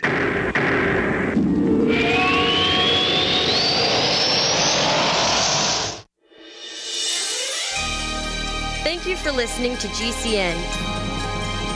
Be sure to visit GCNlive.com today. Neighbors, I want to tell you about my favorite graphics app. It's the award-winning Graphic Converter. Graphic Converter is the universal genius for photo editing on your Mac. Join over 1.5 million loyal users for this Swiss Army knife photo editing app. It gives you all you expect from a top-flight image editing app with tons of features, and most important, it's easy to use. It's also far less expensive than that other app that you can only get by subscription. You know the one I'm talking about. What's more, you can get 20% off with your order right now. So write this down to learn about Graphic Converter. Go to www.lemkesoft.de/Gene. Let me spell that. www.lemkesoft.de/Gene. Hunters, anglers, campers, and survivalists. Get back to nature. Expand your horizons with the highest quality, most versatile, unique slingshots and sling bows on the market at slingbow.com. Slingbow products are compact and models start from just $17.98. They're perfect for your bug-out bag or storing in your vehicle. Give yourself and your loved ones the excitement and tradition of Slingbow, a new frontier in archery and truly modern twist on this primitive survival tool. Feel the thrill only at slingbow.com. You've been hearing Dr. Wallach talking about 90 essential nutrients, keeping the body healthy. GCNteam.com now has Beyond Tangy Tangerine tablets, 60 plant-derived minerals, 16 vitamins, 12 amino acids, packed in a powerful tablet. But that's not it. 160,000 auric points, a knockout punch to free radicals. Call 877-878-4203 or go to GCNteam.com. That's 877-878-4203. The answer to being in control of your own healthcare is freedom from insurance. Become part of a group of self-pay patients that come together to share in each other's medical expenses. Individual share amounts begin at $107 a month and $347 for families. Choose from 3 health-sharing programs. Holistic treatments may be eligible for sharing. See guidelines. Discount programs available for dental, vision, and pharmacy. Go to libertyoncall.org. That's libertyoncall.org. Attention business owners and independent contractors. This is a money-saving message from Tax Mediation Services. If your business owes $20,000 or more in taxes, we can help you today, right now. Listen, dealing with the IRS is no picnic. It's an intimidating and extremely stressful process, and you don't want to go it alone. Our attorneys know every law, every tax break, and every possible opportunity to help you resolve and reduce your tax debt. And if you owe more than $20,000, you may be at the top of their hit list. So don't take your tax debt lightly, because it will not go away on its own. The IRS can seize your bank accounts, your home, and even shut down your business. Call our tax experts today at 1-800-765-9681 and let us deal with the IRS while you focus on your business. That's 1-800-765-9681. Again, that's 800-765-9681. Hi, this is Ted Anderson. I'm here to tell you about GCNtelecare.com, a team of board-certified doctors assisting you 24 hours a day, 7 days a week, 365 days a year. Within 15 minutes of registration, care your family can afford. Revolutionizing the healthcare industry, virtual consulting providing diagnosis of non-emergency medical issues by phone or secure video on computer or smart mobile devices. GCNtelecare.com, virtual care anywhere.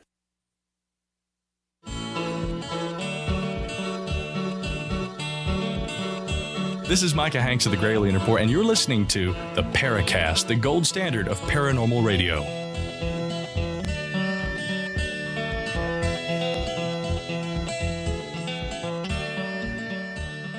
Oh, he's smooth.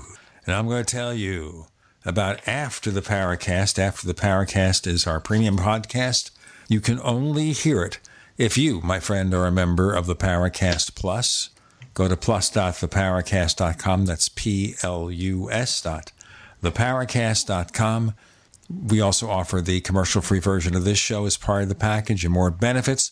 Paul Kimball, another Canadian, promises us we'll have some more Other Side of Truth content when he's finished with his current projects. To learn more, go to plus.theparacast.com, plus.theparacast.com. Check it out. The book we're talking about here is all about Falcon Lake. It's about when they appeared. Chris Rutkowski is explaining all. We're looking into the possibility here being a single witness sighting. I guess that's part of the problem. Could it be a fake? Yeah, no question. It's a single witness case, so all rests on the veracity of Mr. Michalak. It's quite interesting that the case was produced for a number of UFO TV shows, and we tell the anecdote in the book of the time that Unsolved Mysteries did this particular case.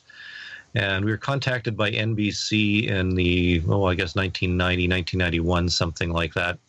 And NBC flew myself and Mr. Michalak and his wife, and also Stan Michalak, down to their set in the United States for this particular show. And we didn't see anything in terms of the recreation, but the interview with Mr. Michalak on camera was really quite remarkable. They set up their set such that it looked like, or was supposed to look like, the inside of the Michalak's home in Canada. They had a nice overstuffed chair and a lamp and some bookcases in the background and so forth. All the while, boom mics and sound guys were running around. Some very bright lights, of course. The makeup artists, some reflectors. Dozens and dozens of people running around. On this particular set. And it was quite overwhelming. And Mr. Michalak was sitting in this chair that was supposed to be in his living room.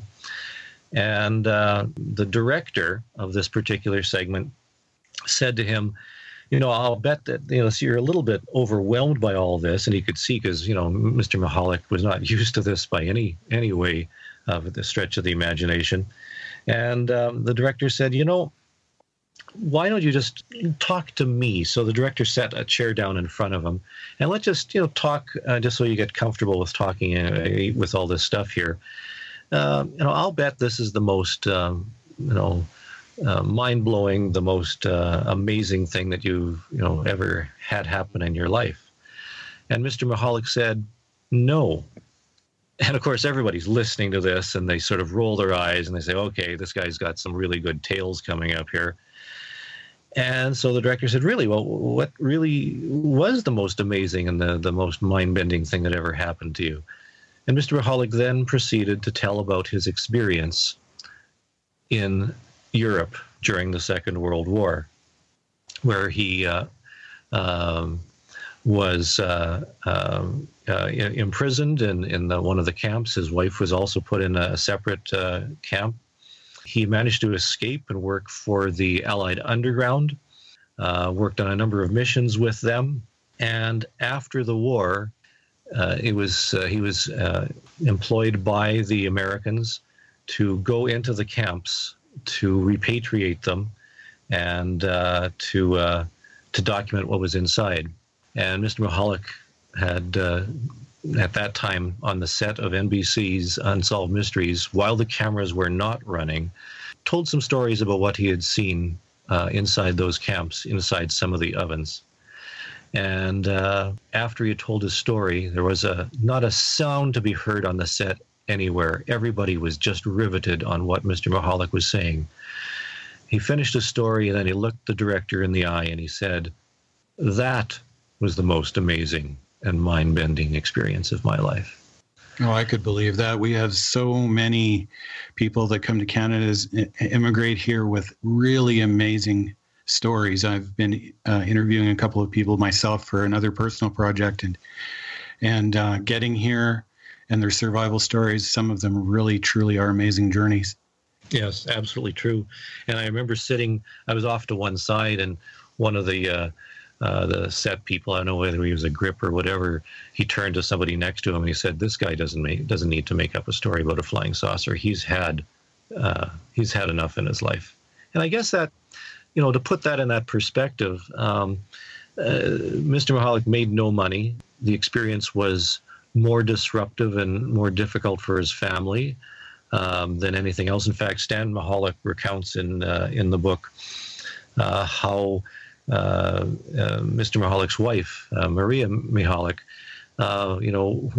would sometimes argue with her husband about, why did you have to get burned by that thing out in the woods? Like, it's just causing us no end of trouble, that type of thing. We don't see this turned into quite as much of a franchise as, say, like the Sitgraves National Forest incident, Walton. We've got a movie there. We've got numerous appearances on television shows, everything else. I mean, maybe he's had a little bit of a break in terms of some media coverage, but certainly not to the extent of Walton. No, absolutely not. In fact, the family stopped doing media interviews a few years after this had happened because they're fed up. In fact, it was common for media to contact me to try and talk to the Michalaks because they just refused to talk to reporters after a while. It was too disruptive, too painful in some ways, and they really didn't gain anything from this. There was no monetary gain. It was more painful and more difficult for them more than anything else. And I think this isn't like the Walton case where Randall was just saying off air a minute ago that it turned into quite a franchise. Yeah, this is really interesting. I really do like the point that you make about the follow-up investigations. And on the cover of your book, that had made me wonder. I was looking at the cover and I'm seeing in the background these sort of shadowy, almost Men in Black type figures. And that explains part of the story. Part of the story is the investigation. So he wasn't just out to convince a couple of wide-eyed UFO investigators. He'd had a number of people and a number of interrogations to effect to tell his story too. Did you run across any actual MIB type people in this, Chris? No. I mean, the case attracted a lot of attention. I mean, APRO was involved. Investigators would come up to Canada from time to time saying that they're reopening the case, and the Michalaks, being very, very trusting people, when somebody came up saying that I'm from such and such a UFO organization, we would like to reanalyze the metal or the material, they actually gave away much of the materials. The rubberized glove, which had been in their possession, went to APRO. And when APRO folded and everything went into storage, we assume the glove is too. We don't have access to the glove anymore. The original undershirt, oddly enough, is still in possession. They kept it all these years, and we looked at it quite recently. Mr. Michalak's cap, which is definitely burned, and a chunk was torn out by the Air Force for analysis. That we still have that, and we have only one piece of metal from the experience. There were 2 large pieces of metal and about 30 or 40 smaller pieces of metal. Those are all absolutely gone to individuals claiming that they were with such and such an organization, and we're going to analyze it. Hold off 1 second, Chris. So let's just clarify the situation so everyone understands clearly what's going on, because evidence in connection with a UFO case, physical evidence, is something extraordinary, something very difficult to find. But in this case, we have people picking it up, taking this evidence, and I guess never following up. Never following up, never being heard from again in some cases. And the Michalaks had no record. They were very, very trusting. They didn't know who these people were, but they seemed reputable. Okay, Randall, before we go on, where'd you put it? Exactly. Well, we've got the secret base here, Gene, and I can't let on all the stuff we've got here. So, well, Randall's very close to Cold Lake. We have to worry about Cold Lake. We got more to come with Chris Rutkowski, J. Randall Murphy, Gene Steinberg. You're in the Paracast.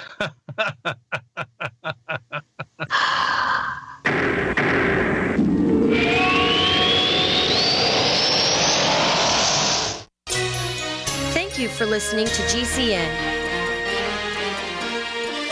Visit GCNlive.com today. We also have swag. We have all these exclusive Paracast things that you can buy. We've got 60 or so different items, and entails t-shirts, sleeves for notebook computers, iPad cases, mouse pads, the Paracast Jumbo tote bag, all sorts of t-shirts and jackets and stuff like that for men and women. We have a Paracast aluminum water bottle. All this stuff, you go to store.theparacast.com, store.theparacast.com. What makes it special is that the items are the best quality, great t-shirts, fabrics, and they have our official logo on them. That's what makes them special, in multiple sizes and colors. We even have stuff for children, stuff for women, stuff for men. We have all sorts of sizes, like small up to X large. A lot of good stuff. That's the swag from the Paracast. If you go to store.theparacast.com, stop by and take a shopping tour. This is Dan Pilla. Do you owe the IRS money you can't pay? Are tax debts crippling you? I've defended people from the IRS for over 30 years. I've helped thousands, and I can help you too. I wrote the book on IRS settlement, and I'm telling you, there's no such thing as a hopeless case. Call 800-34-NO-TAX to finally get free of IRS debt. With the IRS's new programs, there's never been a better time to solve your problem. Call 800-34-NO-TAX. That's 800-34-NO-TAX, or my website, danpilla.com. Lifetime Grazed 100% grass-fed beef has the health benefits you seek. When compared to conventional beef, it offers good fats while virtually eliminating the bad. That's the result of cattle who never eat grain, ever. Rich in antioxidants, including vitamin E, C, beta-carotene, and CLA. No artificial hormones, antibiotics, or other drugs. For all our fresh, non-cooked products with only 100% grass-fed beef, go to MidasResources.com. Use voucher code GCN to get 30% off your order. MidasResources.com, or find us on Facebook.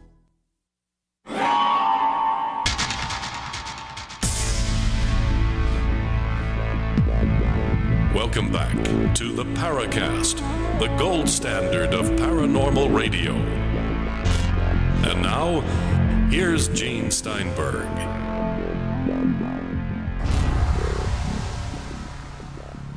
I think he wants to do the laugh of a vampire. That's what it is. That was a cold, actually. Sorry. A vampire with a cold. Vampire with a cold, yeah.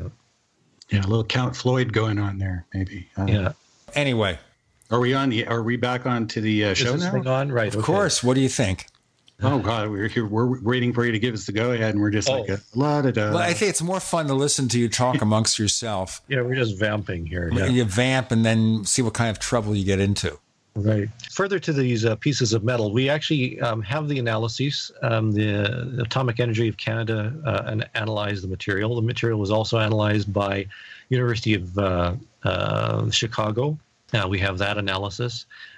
We have other studies have been done, and very recently, as a matter of fact, I took the piece to a university here in Canada, just to verify that it still is radioactive after all these years. Do I really want it to be somewhere in my study?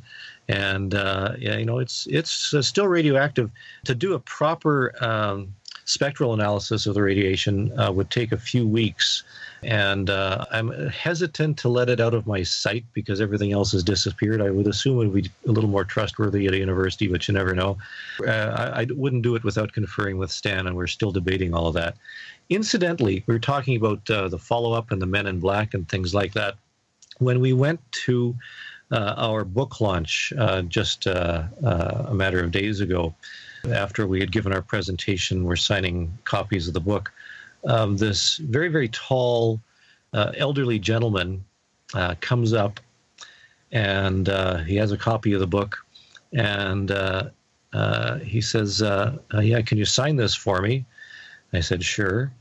And he turns to Stan Michalak, and he says, it's a good book, or it looks like a good book, but you spelled my name wrong.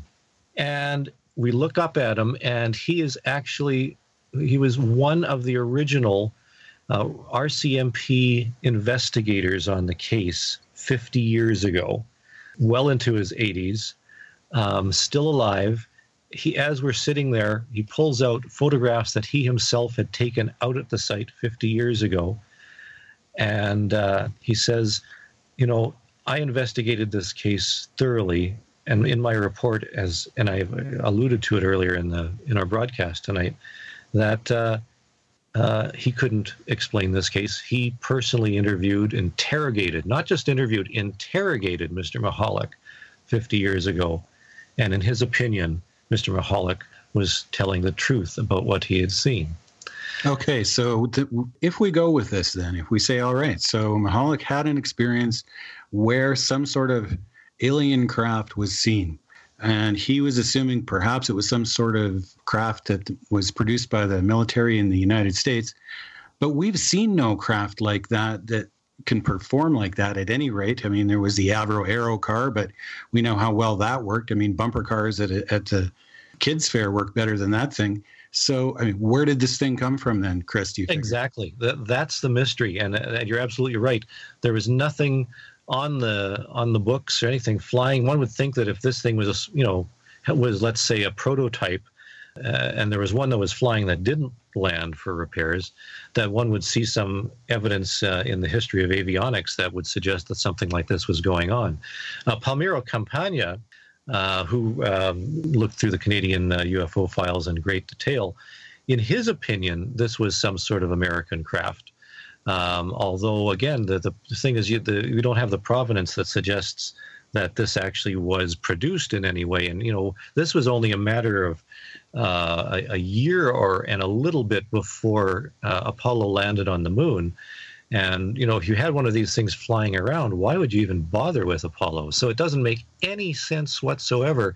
And Randall, you're the one who mentioned alien. We're still not talking alien. I don't see that this case proves in any way that aliens are flying around in Earth's environment. Mr. Michalak never said that it was alien in any way. He still talked in terms of a prosaic craft.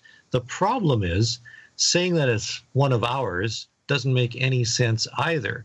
So, the question is, what was it? And that's why it's a mystery. And that's why one of the reasons we produced the book was to lay all the facts on the table once and for all, from all aspects, the human side, the physical side, the documents, what we experienced, what Mr. Michalak experienced. It's really a mystery. It's like a detective novel that doesn't have an ending right now, but maybe with time, who knows? In fact, there was a news report that just came out. I'm not sure you saw this, Randall, that somebody has found that the Canadian government has something like 100,000 or 200,000 documents, secret documents that remain classified, despite the fact that the archives have unclassified so many, and so many of the Michalak documents, for example, were unclassified eventually. But apparently the Communications Security Establishment has hundreds of thousands of documents. The Privy Council has hundreds of thousands of documents. They do exist, and they're on all kinds of topics that are too sensitive at this point to release. This was just over the past day or so that this came to light. So maybe there's some interesting documents. We know, for example, that the original drawing that Mr. Michalak produced, the sketch that most people probably have seen in one form or another, vanished. We don't know what happened to it. It was supposedly, it was given to the RCMP and RCAF, but was never returned. And then when they went looking through their file, they were unable to find it. Another interesting aspect of this particular case is that this case actually was raised in the Canadian Parliament. It was debated in the House of Commons. This would be the equivalent of talking about a UFO case in Congress. How often does that happen? And we have the records from the House of Commons debates, the Hansard, where this was raised not just once, but a couple of times. In fact, the Prime Minister, Pearson at the time, had the file on his desk and admitted such to one of the members of Parliament who had inquired about the case. Why would a Prime Minister have this particular case on his desk? Again, to me, this shows that this particular case is highly significant, and I don't know, how to resolve the ending. We can't prove that it's alien, but we can't prove that it was some sort of American man-made craft either. Well, I think what we need to do there, Chris, is in terms of ufology, when we're looking at something alien, that doesn't necessitate something extraterrestrial or interstellar.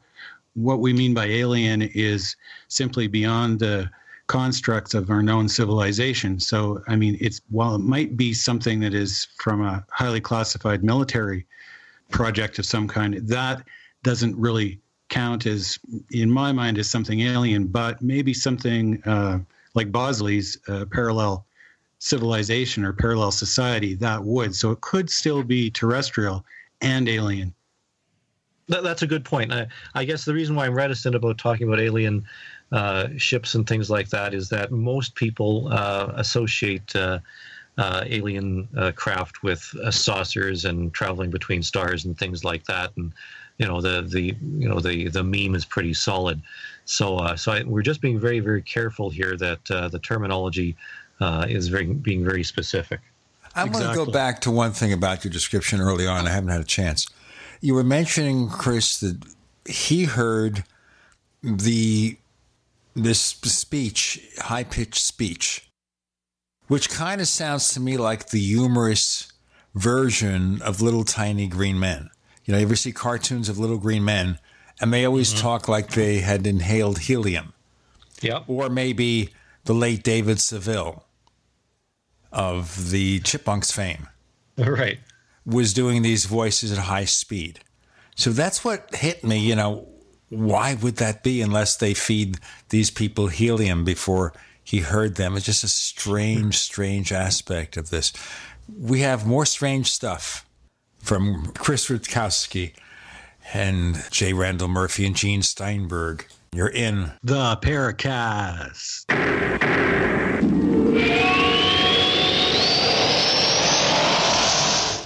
Neighbors, I want to tell you about my favorite graphics app.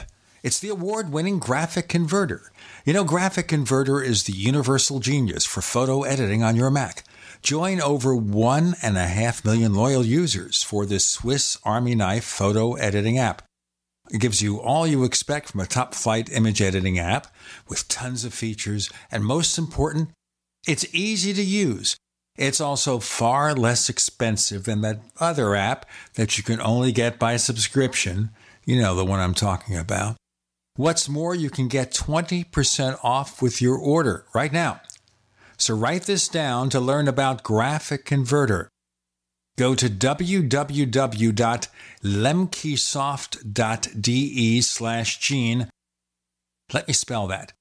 www.lemkesoft.de/Gene. It's been said, any society is only 3 missed meals away from chaos. Those times may be near. Think about it. Our country faces multiple terrorist threats and aggressions from Russia and North Korea. Social unrest and violent marches yet again may lead to looting of stores and city shutdowns. And our crumbling infrastructure leaves our power grid vulnerable to long-term outages from a single cyber attack. When the chaos from any one of these threats arises, the government knows it can't provide during a widespread national emergency. That's why you need your own plan for self-reliance. That's where My Patriot Supply comes in. Get a 4-week survival food supply for only $99. That includes breakfast, lunches, and dinners. Order online at preparewithgcn.com. $99 for 4 weeks of survival food that tastes like homemade cooking and lasts up to 25 years from My Patriot Supply. Get your kits today at preparewithgcn.com. Free shipping is included. Preparewithgcn.com. Yesterday, I got a call from the IRS. They say I owe them over $16,000. I don't have that kind of money. Don't try to fight the IRS on your own. Use Coast One Financial Group and let them help you get a fresh start. If you owe at least $10,000 in back taxes, call now for a free and confidential tax debt analysis. Call Coast One now for a free consultation at 800-643-4661 now. 800-643-4661. That's 800-643-4661. Message and data rates may apply. When did American men get so soft? Today's average red-blooded American man has less testosterone than his father, and his father has less testosterone than his father. Before we turn into a country of powder puffs, Force Factor is launching the Man Up America event. We want to send every man in America a complimentary bottle of the breakout supplement taking GNC by storm. Test X180 Ignite, loaded with free testosterone-boosting manliness. Get your complimentary bottle by texting ACTIVE55 to 369-369. During workouts, Test X180 Ignite raises levels of free testosterone in your body to help build lean muscle. Plus, it helps burn fat, fuel sexual desire, and improve performance. Now you can continue to feel like the real men that made this country great. Do yourself a favor. Do America a favor. Text ACTIVE55 to 369-369 for your complimentary bottle. That's a complimentary bottle by texting ACTIVE55 to 369-369. You've heard the phrase, you are what you eat? Not true. Actually, you are what you can absorb. So if the vitamins and supplements you now take are not being absorbed, what good are they? Introducing Protovite, proprietary liquid system that allows premium quality nutrients to positively affect the blood in an astonishing 5 minutes. Watch our amazing 2-minute live blood cell video at TrueHealthFacts.com. That's TrueHealthFacts.com. Then call 502-410-3411. Protovite is nutrition you can feel. Protovite is nutrition that gets in. We'd like to hear from you. If you have a comment or question about the Paracast, send it to news@theparacast.com. That's news@theparacast.com. And don't forget to visit our famous Paracast community forums at forum.theparacast.com. So, Chris Rutkowski, what do you think about that? That is something that just hit me as soon as you said it, about the voices of these things. Well, yeah, it's very strange. People had been trying to reproduce things for him, for Mr. Michalak after that fact, to say, did it sound like this? Did it sound like this? And the closest that he could get to it was from somebody played a tape recorder at high speed. So, the voices are all sped up like that. And when they played that for him, he said that sounded very much like what the voices sounded like. So maybe somebody was in there playing a tape recorder at high speed to get some information or test something. Absolutely. That makes as much sense as anything else. I suppose we could speculate. Well, I'll tell you what, the pilot's name, the pilot of the spacecraft or whatever it was Ross Bagdasarian, who, of course, that's the real name for David Seville. He was a secret government operative before the chipmunks arrived. Absolutely. The other thing we can do is point out that 1967 was an amazing year in ufology, all things considered. I mean, that was the same year we mentioned Shag Harbor. That was in early October of 1967, a little bit later. And I alluded to the crop circles that were found in Canada in a little bit later on. It's very curious that in August of 1967 in Duhamel, Alberta, 7 circular rings were found in the fields out there, 30 feet in diameter. So oddly enough, very similar in size to the Michalak object. Each ring was about 6 or 8 inches wide.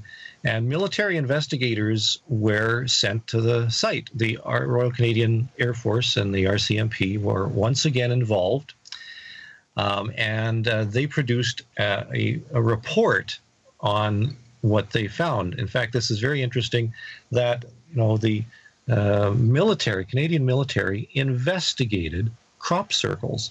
And there was no object seen, but it was considered related to UFOs. In fact, their report, which has been unclassified, is titled On-Site Inspection of Reputed UFO Landing Marks at Duhamel, Alberta. And this was studied in great detail. And what is really amazing is that there was a ministerial inquiry into this particular case. We have the document that labels the investigation of this a ministerial inquiry because it was taken very, very seriously by the Royal Canadian Air Force. And who do you think was the Minister of Defense for Canada at that time? One guess. Hellyer? Paul Hellyer himself. Oh, jeez. Yeah, well, I was right. You were creating the proper vibe, yes. Just before we go on, trivia, because I mentioned the Chipmunks and Ross Bagdasarian. He also wrote a song that was sung by Rosemary Clooney. Of course, that's George Clooney's aunt, called Come On to My House, which was a hit record in the early 50s. If anyone remembers it. Come on to my house. Yeah, that was David Seville. That was the guy who created the Chipmunks and the Witch Doctor. Same guy. That's obscure trivia for me. Well, believe me, I get more obscure as the show goes on. Let's get back to Falcon Lake. And I'll get another trivia. June 3rd of 1967. So just a matter of a couple of weeks after the Falcon Lake case, something else happened that was very significant in Canada. The St. Paul UFO landing pad opened in Alberta. Come on, Randall, this is all your stuff here. It was dedicated June 3rd, 1967. The Minister of Defense, Paul Hellyer himself, cut the ribbon to officially open the UFO landing pad in St. Paul, Alberta, which still exists today, and as a matter of fact has been augmented. They now have a UFO-shaped museum in which the Center for UFO Studies, UFO display with artifacts and so forth is in there. And the St. Paul, Alberta still has a toll-free UFO report number. So, now, also on June 3rd, 1967, Respect from Aretha Franklin became the #1 record, and Anderson Cooper of CNN was born.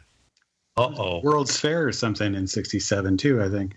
Man and His World opened in 1967 in Montreal, which featured, would you believe, a UFO mannequin on a platform as if it had been recovered from a crash site, and that photos of that particular display have been produced in a number of UFO books having to do with the alien autopsy.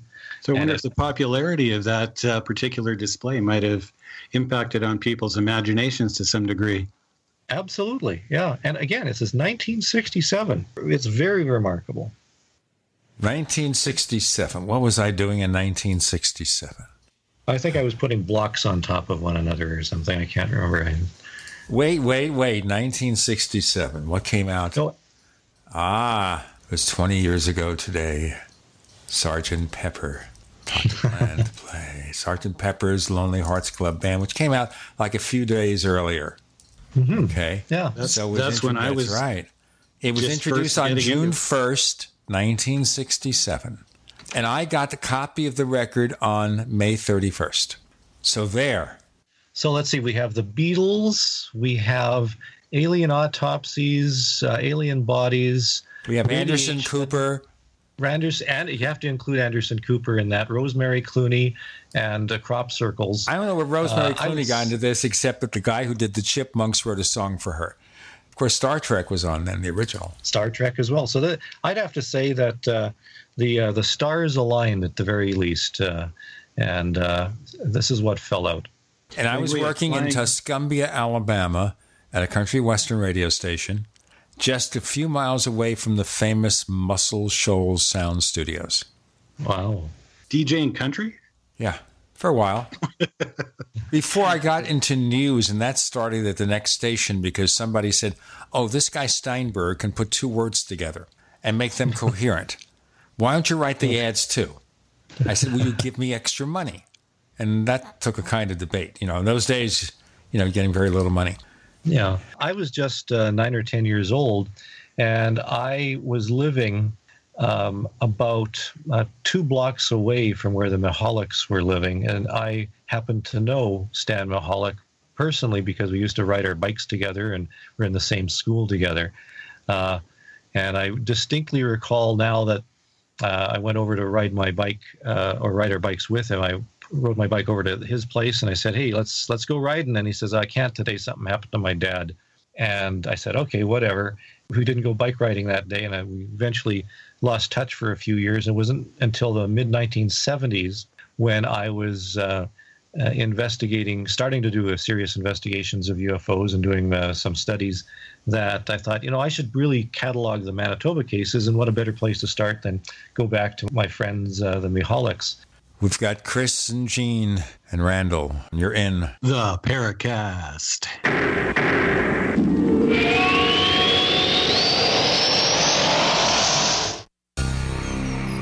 Thank you for listening to GCN. Visit GCNlive.com today.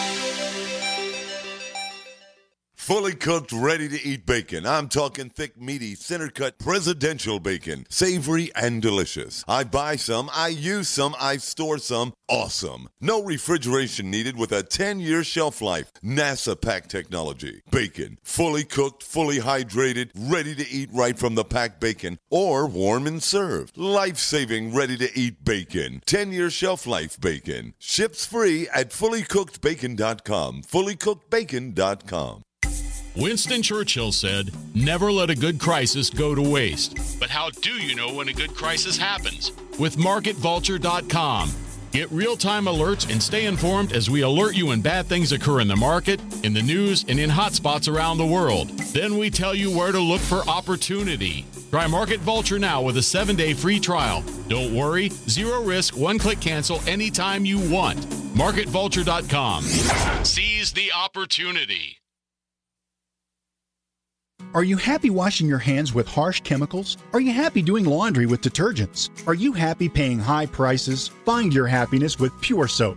These all-natural, earth-friendly Pure Soaps are the very best you've ever used. Buy in bulk. Get a 12, 36, or 48-month supply, or get items individually and still save big. You're getting soap products twice as good as what you're using now. Earth-friendly and natural soaps. Your family deserves the best. Happiness is 5starsoap.com. Why not put your money up the drain for a change? See them at 5starsoap.com or call 1-800-340-7091 for a catalog. Cal Ben Soap Company can save you thousands of dollars and give you good old-fashioned real soaps that are triple concentrated. Soaps made from vegetable and coconut oils. See their full selection of soaps at 5starsoap.com. That's F-I-V-E starsoap.com. Or call 1-800-340-7091 for a catalog. Hi, Peter Vaccaro for ParanormalDate.com. Are you looking for love in all the wrong places? Now you have a chance to change that by signing up for free at ParanormalDate.com. This incredible dating site puts people of like minds together. People who are interested in the strange, the unusual, mysteries, ghosts, UFOs, and the afterlife, and so much more. ParanormalDate.com was developed for you, people seeking a viable alternative to the other dating services. You can join for free by going to ParanormalDate.com, and if you decide you like it and want to connect with people, use the code GEORGE for a substantial discount. Mark Rawlings, president of ParanormalDate.com, says so many people hunger to share their experiences about the paranormal, the unexplainable, or the afterlife, and so much more, and this is the source for them to meet and share that common interest. So sign up for free at ParanormalDate.com, ParanormalDate.com, and use the code GEORGE if you decide to connect with someone you like. Will the government protect your family from Iran and North Korea's newest weapon, EMP? We buy guns to protect ourselves, home, health, and car insurance for accidents. Maybe you also have food storage. But how would you keep your refrigerator running in a long-term EMP blackout? Using tested military designs, the Solarc EMP-hardened solar generator protects and powers your critical appliances for years without burying items underground or wrapping them in aluminum foil. Unlike other preps, Solarc is used every day to help offset your electric bill automatically. Visit PortableSolarLLC.com to learn how easily expandable the system is. Solarc is the most affordable and powerful solution on the market. The whole system even fits in the back of a pickup or SUV and can install in less than an hour. See for yourself why Solarc beats other off-grid systems at PortableSolarLLC.com. Don't wait for the government. Go to PortableSolarLLC.com to learn why Solarc is energy insurance for your family.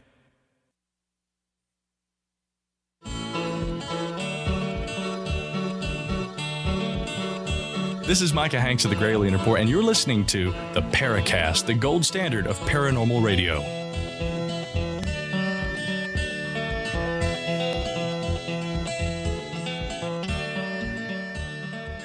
An interesting sidelight here from Chris Rutkowski that Stan was his childhood friend. Yeah. Lost touch with him. What's your age difference? We're almost the same age, myself and Stan Michalak. This is interesting. You know, it gives you kind of a personal connection. But also, I think there are two ways to look at that. Number one is maybe the friendship colors your perception of what happened. Well, of course, my friend couldn't be part of a hoax. Or it allows you to have a closer look at this and get a better insight. Well, what it did allow me to do is that when I started taking another look, I reopened the case basically in the 1970s. And the Michalaks, because of the family connection and because we were friends, Stan and I were friends, our parents were friends, and there had been some connection there over the years. So they allowed me into their inner circle, so I had access to talk to them. So if I had a question about the case, I would just drop by, and they would allow me into their living room and spend some time talking with them. And when certain media wanted to contact them, I would fly it by them and see if they were interested. When Alan Hynek wanted to talk to Mr. Michalak, I facilitated that. And yeah, I suppose one could argue that it colored my perception in some ways, but I still remain a skeptic in a lot of ways with regard to this case. I'm puzzled. I have all the evidence that one could possibly want from any particular UFO case. You know, we've got ground traces, we've got medical records, the injuries, the witness, the location. We still have some of the materials. The extent to which this was investigated and studied is something you don't really find in very many cases at all. I could see, though, Chris, how a skeptic could wrestle all this down still. But one of the things I'd like to point out to our listeners, and especially people who aren't necessarily that familiar with ufology, is that, Chris, I've followed your work for pretty much as long as you've been doing it.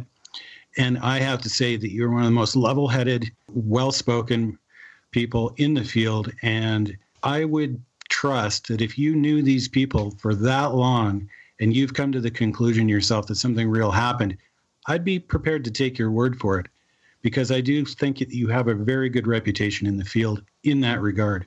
Well, I value that. Thank you very much, Randall. I know that in ufology, if you talk to people like Tim Printy and Robert Schaefer on the debunkers side, they think I'm far too much of a believer. In fact, Tim Printy really takes apart my Canadian UFO survey every year and dissects it ruthlessly. So they don't consider me much of a skeptic at all. Yet in the general ufological community, I'm viewed as a bit of a skeptic and a debunker because I do go to great pains to try and explain cases. I know that there's a UFO meetup here in Winnipeg, and some of them won't even talk to me because they say I simply don't believe some of their stories. No, I've been in the same boat too, Chris. And of course, I know Printy, and I'm on their mailing list. And actually, I think we need people like that in the field as much as we need believers. And I actually find their publications fairly good. Sometimes they'll come up with some really good information, and then we go, yeah, it's a good thing somebody else dug that up before I got out there and said, well, here's one of the better cases. So we need people like that. I mean, you've already admitted, sure, this could be a hoax, but you've known these people for a long time. And I think that's one of the things that changed Hynek over the years. I mean, he started with the swamp gas thing, but after talking to enough people in person, having real life experience in the field and looking at a number of cases, well, you know what happened. He said, okay, there's something to it, and started QFOs. Well, you know, one thing we should mention about Hynek, with the swamp gas explanation, I think he was kind of railroaded into coming up with a snap response. Yeah, he said it. He was set up, no question. In fact, in his book, Hynek UFO Report, he describes what happened. Oh, absolutely. Although he does also admit to being a skeptic and thinking that it would be solved pretty quickly. Case of post-war nerves, I think, to quote him. And he found out from his own investigations in his own time as a scientist, and a well-accredited scientist too, that there's a lot more to the phenomena than simply writing it off as somebody who had a few too many beers and fell into the campfire. The last time I talked to Dr. Hynek, I interviewed him a few years before he died. And he was getting into 4D UFOs, or 3.5D, kind of like Jim Moseley did. He was seeing more than just, this just isn't quite spaceships, or maybe it is, but there's more involved. He was seeing a much wider picture. And I can tell you that from my conversation. Chris, did you talk to Dr. Hynek at all? Oh, many times. Many, many times. He came so you see what I mean? Yeah, he came up to Winnipeg a number of times, and in fact, he wanted to create a Canadian chapter of QFOS up here, and was working with me on that. And he had come up for the 1979 eclipse, the solar eclipse. And he came up with Mimi and his kids, and we had a great time. And there's one particular memory that I have is where we were sitting at the lodge up in northern Manitoba, waiting for the eclipse that was going to the next day. We were just having some conversation about things. We're looking out the window across the snow-covered plains, and he just stopped for a minute, and then he said, "You know, Chris, a saucer could land outside our window right now, and because of who we are, no one would believe us at all." By the way, I just noticed here, he was in Scottsdale, Arizona when he died. I had forgotten that. And curiously enough, I had encountered Hynek before I was involved in the UFO research to a certain degree, because my background's in astronomy. I was, fascinated with lunar research, and I was doing studies on what was then called transient lunar phenomena. These are lights and glows and things that are observed on the moon. It turns out that there had been an earlier study of transient lunar phenomena by someone at an observatory in Arizona, as a matter of fact, I think, or New Mexico, Corralitos Observatory, wherever Corralitos is. And the director of that project was none other than Joseph Allen Hynek. So I knew him by reputation in astronomy before the UFO connection, and we had a lot to talk about. Interesting thing here about Dr. Hynek. His son, Joel Hynek, is a visual effects supervisor who won a Best Visual Effects Oscar for his work on a film called What Dreams May Come. Interesting. Fascinating. That I didn't know. It was an interesting family, and when Alan came up to Canada for the 1979 eclipse, he brought with him a set of he had a binocular camera, or stereo camera, rather, which was very fascinating. And we had some Some great photos that were taken using that.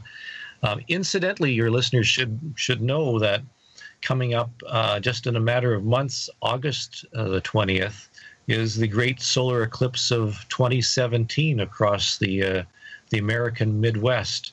I know that solar eclipse tours are all sold out now, although I think there's a few spots here and there, and that I'm going to be heading down, probably down into either Kansas or Nebraska for some UFO, not UFO observation, but some solar eclipse observing during that time. And that's a great way to get in some personal astronomy. You don't need equipment. You need some decent eclipse glasses to protect your eyes, but this is taking part of a major astronomical event that's going right through the United States, and something that everybody should take in. That was my astronomy hat that was on. While you were talking, I was looking here at Joel Hynek's credentials. He did a Die Hard movie, Die Hard with a Vengeance, Judge Dredd with Sylvester Stallone, really bad. Lady Hawk, I really like that movie. He did Lady Hawk special effects. Also did Eraser. You are erased.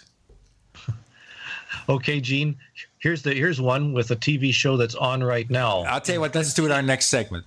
You're in the Paracast.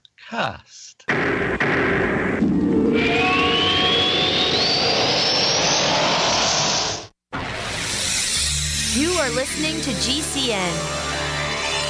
Visit GCNlive.com today. We also have swag.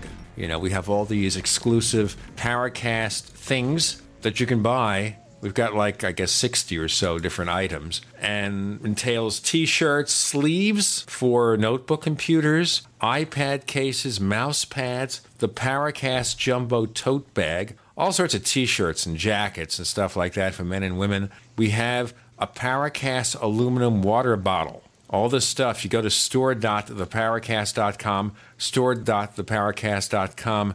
What makes it special is that the items are the best quality, great t-shirts, fabrics, and they have our official logo on them. That's what makes them special, in multiple sizes and colors. We even have stuff for children, stuff for women, stuff for men. We have all sorts of sizes, like small up to X large. A lot of good stuff. That's the swag from the Paracast. If you go to store.theparacast.com, stop by and take a shopping tour. Breaking news. Can you keep up with it? Does it affect you financially? Yes, you can keep up if you have MarketVulture.com. Market Vulture levels the playing field by providing the same type of service that hedge funds, Wall Street traders, security firms, and government agencies use, but not for thousands of dollars. Try Market Vulture now with a 7-day free trial. Don't worry, zero risk, one-click cancel anytime you want. MarketVulture.com. Seize the opportunity. Are you drowning in debt? Are you struggling to make minimum payments? If this sounds like you, know that it's not your fault. Credit card debt happens to good people. We've helped thousands of good people just like you become debt-free with our Debt Reset program. Our Debt Reset program is customized to get you debt-free in as little as 24 to 48 months with one low monthly payment. You don't pay a dime until we succeed. Call now to see how we can work for you. 800-912-6177. That's 800-912-6177. Again, 800-912-6177. We use cell phones against our heads every day. But now, a landmark U.S. government study confirms increased health risks from exposure to EMF radiation emitted from these devices. The time to protect yourself is now. The solution is Defender Shield. Proudly made in the USA, Defender Shield blocks virtually 100% of EMF radiation emitted from cell phones, tablets, and laptops. Buy now at DefenderShield.com. Use discount code DEFENDER for 10% off. DefenderShield.com, the worldwide leader in EMF radiation protection. Have you checked your Google search results lately? Search results are usually the first impression that people form of you or your business, so make sure that they create a positive impression with ReputationDefender.com. What the internet says about you can have a big impact on your life and your livelihood, even if it's not true. Fortunately, you can now control how you look online and in online search results with ReputationDefender.com. Call 800-831-0771 now. That's 800-831-0771 for your free Reputation reputation analysis. If you have negative material from an ex-employee, upset patient, or former client, newspaper article, legal issue, social media, or other source showing up in your search results, you can combat it with ReputationDefender.com. Our dedicated experts in patented technology can help make your online search results look their best. Call 800-831-0771 to learn more. 800-831-0771. That's 800-831-0771. Or visit ReputationDefender.com. Water is the single most important thing your body needs, so you want to be sure it's the best for you and your family. Since 2005, thousands have depended on Berkey purified water. The Berkey Guy provides the lowest priced filtration systems in every size. For incredibly delicious water now and in an emergency, get to GoBerkey.com or call 877-886-3653. 877-886-3653. GoBerkey.com.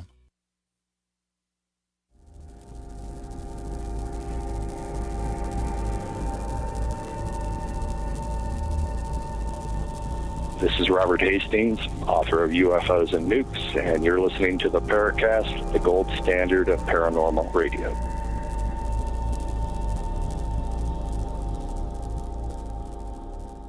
This all started because I was just looking up the bio of Dr. Hynek and therefore his son. Joel Hynek is a visual effects supervisor. That's all. And you were going to say something, Chris. Well, yeah, speaking of some visual effects and TV and movies, Twin Peaks is back on television. What's the name of the character in Twin Peaks who is the Project Blue Book investigator? I can hear Gene now Googling as we're talking. I have to. I never watched the show. You never watched the show? Twin Peaks? Me neither. I did not, no. Oh. I don't even know what it's about. One of the characters was actually a Project Blue Book investigator. That's an interesting connection there. And of course, X-Files is coming back. There's a lot of UFO connection. Fargo had it was the second season of the Fargo TV show had a UFO connection. It's interesting that, we've gone through some revivals, and if you put aside the UFO hunters kind of shows, a lot of other programs seem to inject some UFO and alien content as well, and it's interesting that that's coming around again. Okay, new show from Robert Zemeckis. Back to the Future and Forrest Gump, called Blue Book on the History Channel. It's based on the Blue Book investigation in the 50s and 60s. That could be good if it's done right, but it has to be done right. I mean, it's going to be fiction. What it's going to be is a college professor recruited by the Air Force to lead investigations, and they cover the sightings they investigated. I don't know how far they're going to go because it's going to be a sci-fi story, so I don't know what they're going to present. I know Jack Webb, the guy from Dragnet, did a show about UFOs a long time ago. What was it? It was Project UFO, and it was terrible. It was absolutely terrible. I mean, it ran, I think it was only one season. I'm fairly sure it only went one season. But it was interesting that it predated X-Files. It had, a couple of military types sitting around their offices, and the call would come in about a UFO, and they would dash off across the country to investigate. And, of course, it never really went like that. Every UFO they investigated was always conventional. I remember that. They never, ever saw a UFO that was unknown. They always found the answer, but they ran it like a police procedural, which, of course, is what Jack Webb was famous for. Mm-hmm. And, there's another interesting connection here with 1967 and the Falcon Lake case. There's another case in August of 1967 in Rivers, Manitoba, where 6 witnesses separated in location.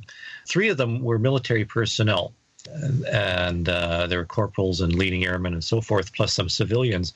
There are a number of witnesses. 2 in particular were interesting. There was a soldier and his girlfriend driving along, and a UFO flew overhead. And again, very similar to Cash Landrum, it flew right over the car. There was some heat that was felt, and the car actually was eventually impounded by the military at a military base. We have a report from the military base that the motor pool took a look at the car and found there was some bubbling on the paint, and that there was some unusual dust that they hadn't seen before that was on top of the car. In a very interesting report. But what's curious is that there's some handwritten annotations on the official government documents about this particular case that talked about a team that was dispatched to investigate. The team consisted of a number of people, including the investigator, the military investigator of the Falcon Lake case, that were dispatched from Winnipeg in the middle of the night to travel to Rivers, Manitoba, which was a 5-hour ride or something like that, so they could begin their investigation. So we actually do have documentation of what essentially was a Blue Book or an X-Files team that was in place in Canada in the in 1967 that was dispatched to a number of locations. So if such a team existed in Canada, obviously some sort of team or several teams must have existed in the United States. We have the documentation. So what really happened? Well, obviously there's stuff that has gone on both sides of the border. And well, we know that we had cooperation with the military up here. We had the DEW line. Once in a while, I remember hearing a report about UFOs being reported by radar people in the military on the way back when I was a kid. Some weird thing came flying across Canada at 20,000 miles an hour, and they didn't figure it was a meteor. I mean, I don't know how true those stories are. You hear things on the radio, but we do know that they cooperated with the military. And then we have the Project Magnet memo, which I'm sure you're familiar with as well, where we had some cooperation going on with them as well. Absolutely. And I mean, the many military bases in Canada were run by the United States. Goose Bay, for example, operated for many, many years. It was set up by the Americans. And we continually get some reports. In fact, as I've mentioned before, I still get official reports coming through official channels, military channels and police channels and so forth regarding cases that are being reported. And I remember getting at least a couple of cases reported from or that were seen by American military operating in Canada. So even though Blue Book is shut down, we do know that the cases are still being reported and funneled in some other directions. Has anything more happened with the Fox Lake case? Because we heard the skeptics were saying it was a re-entering Russian probe or something, but then how does that explain someone who says, well, the thing stopped over the lake and was hovering there and was shining beams down into the water? What do you think of that case? Well, you know, Martin Jasek, who investigated that in great detail, and there's a fellow who really, if there was somebody who deserved UFO Researcher of the Year, it has to be somebody like Martin, who, you know, spent months investigating this one particular case, traveling up and down, talking to witnesses one by one, and eventually building cases and producing reports on it. He tracked down more than 35 witnesses to this particular case, all independent, who had never conferred with one another. And there's no question that Oberg and Printy and a few others, what's his name, Molzak, I think, was the fellow, was the debunker who came up with the satellite reentry or the rocket reentry. There's no question that there was a reentering chunk of debris, not just a chunk, but a major chunk of debris at that exact time, at that exact location. Sure, it would certainly explain some of the observations. A couple of the observations, though, don't jive for me at all, and that was the ones by two cousins. One was driving in a truck, the other in a car, and they were about a mile or two apart.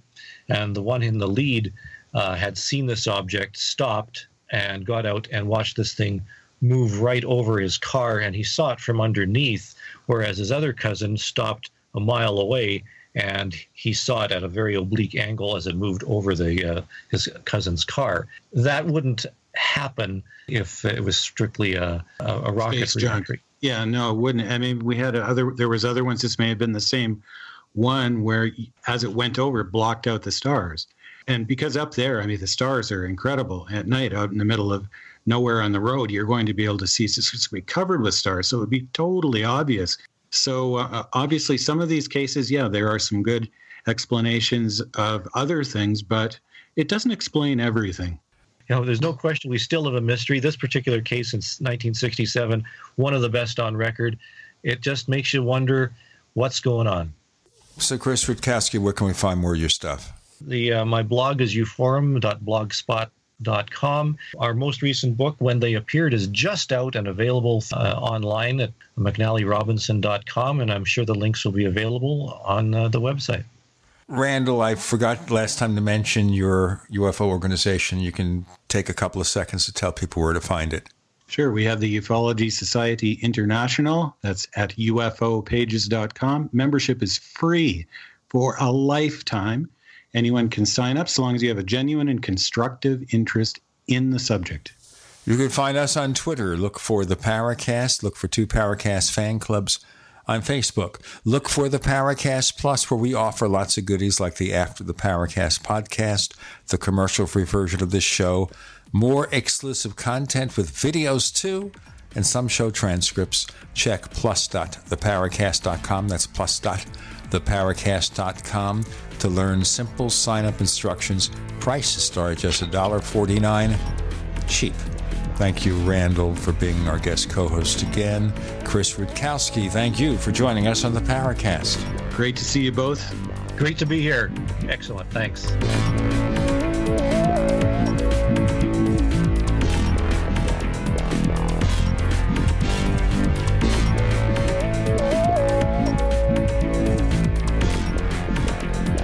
The Paracast, featuring Gene Steinberg and Christopher O'Brien, is a copyrighted presentation of Making the Impossible, Incorporated. Tune in next week for a new adventure in The Paracast.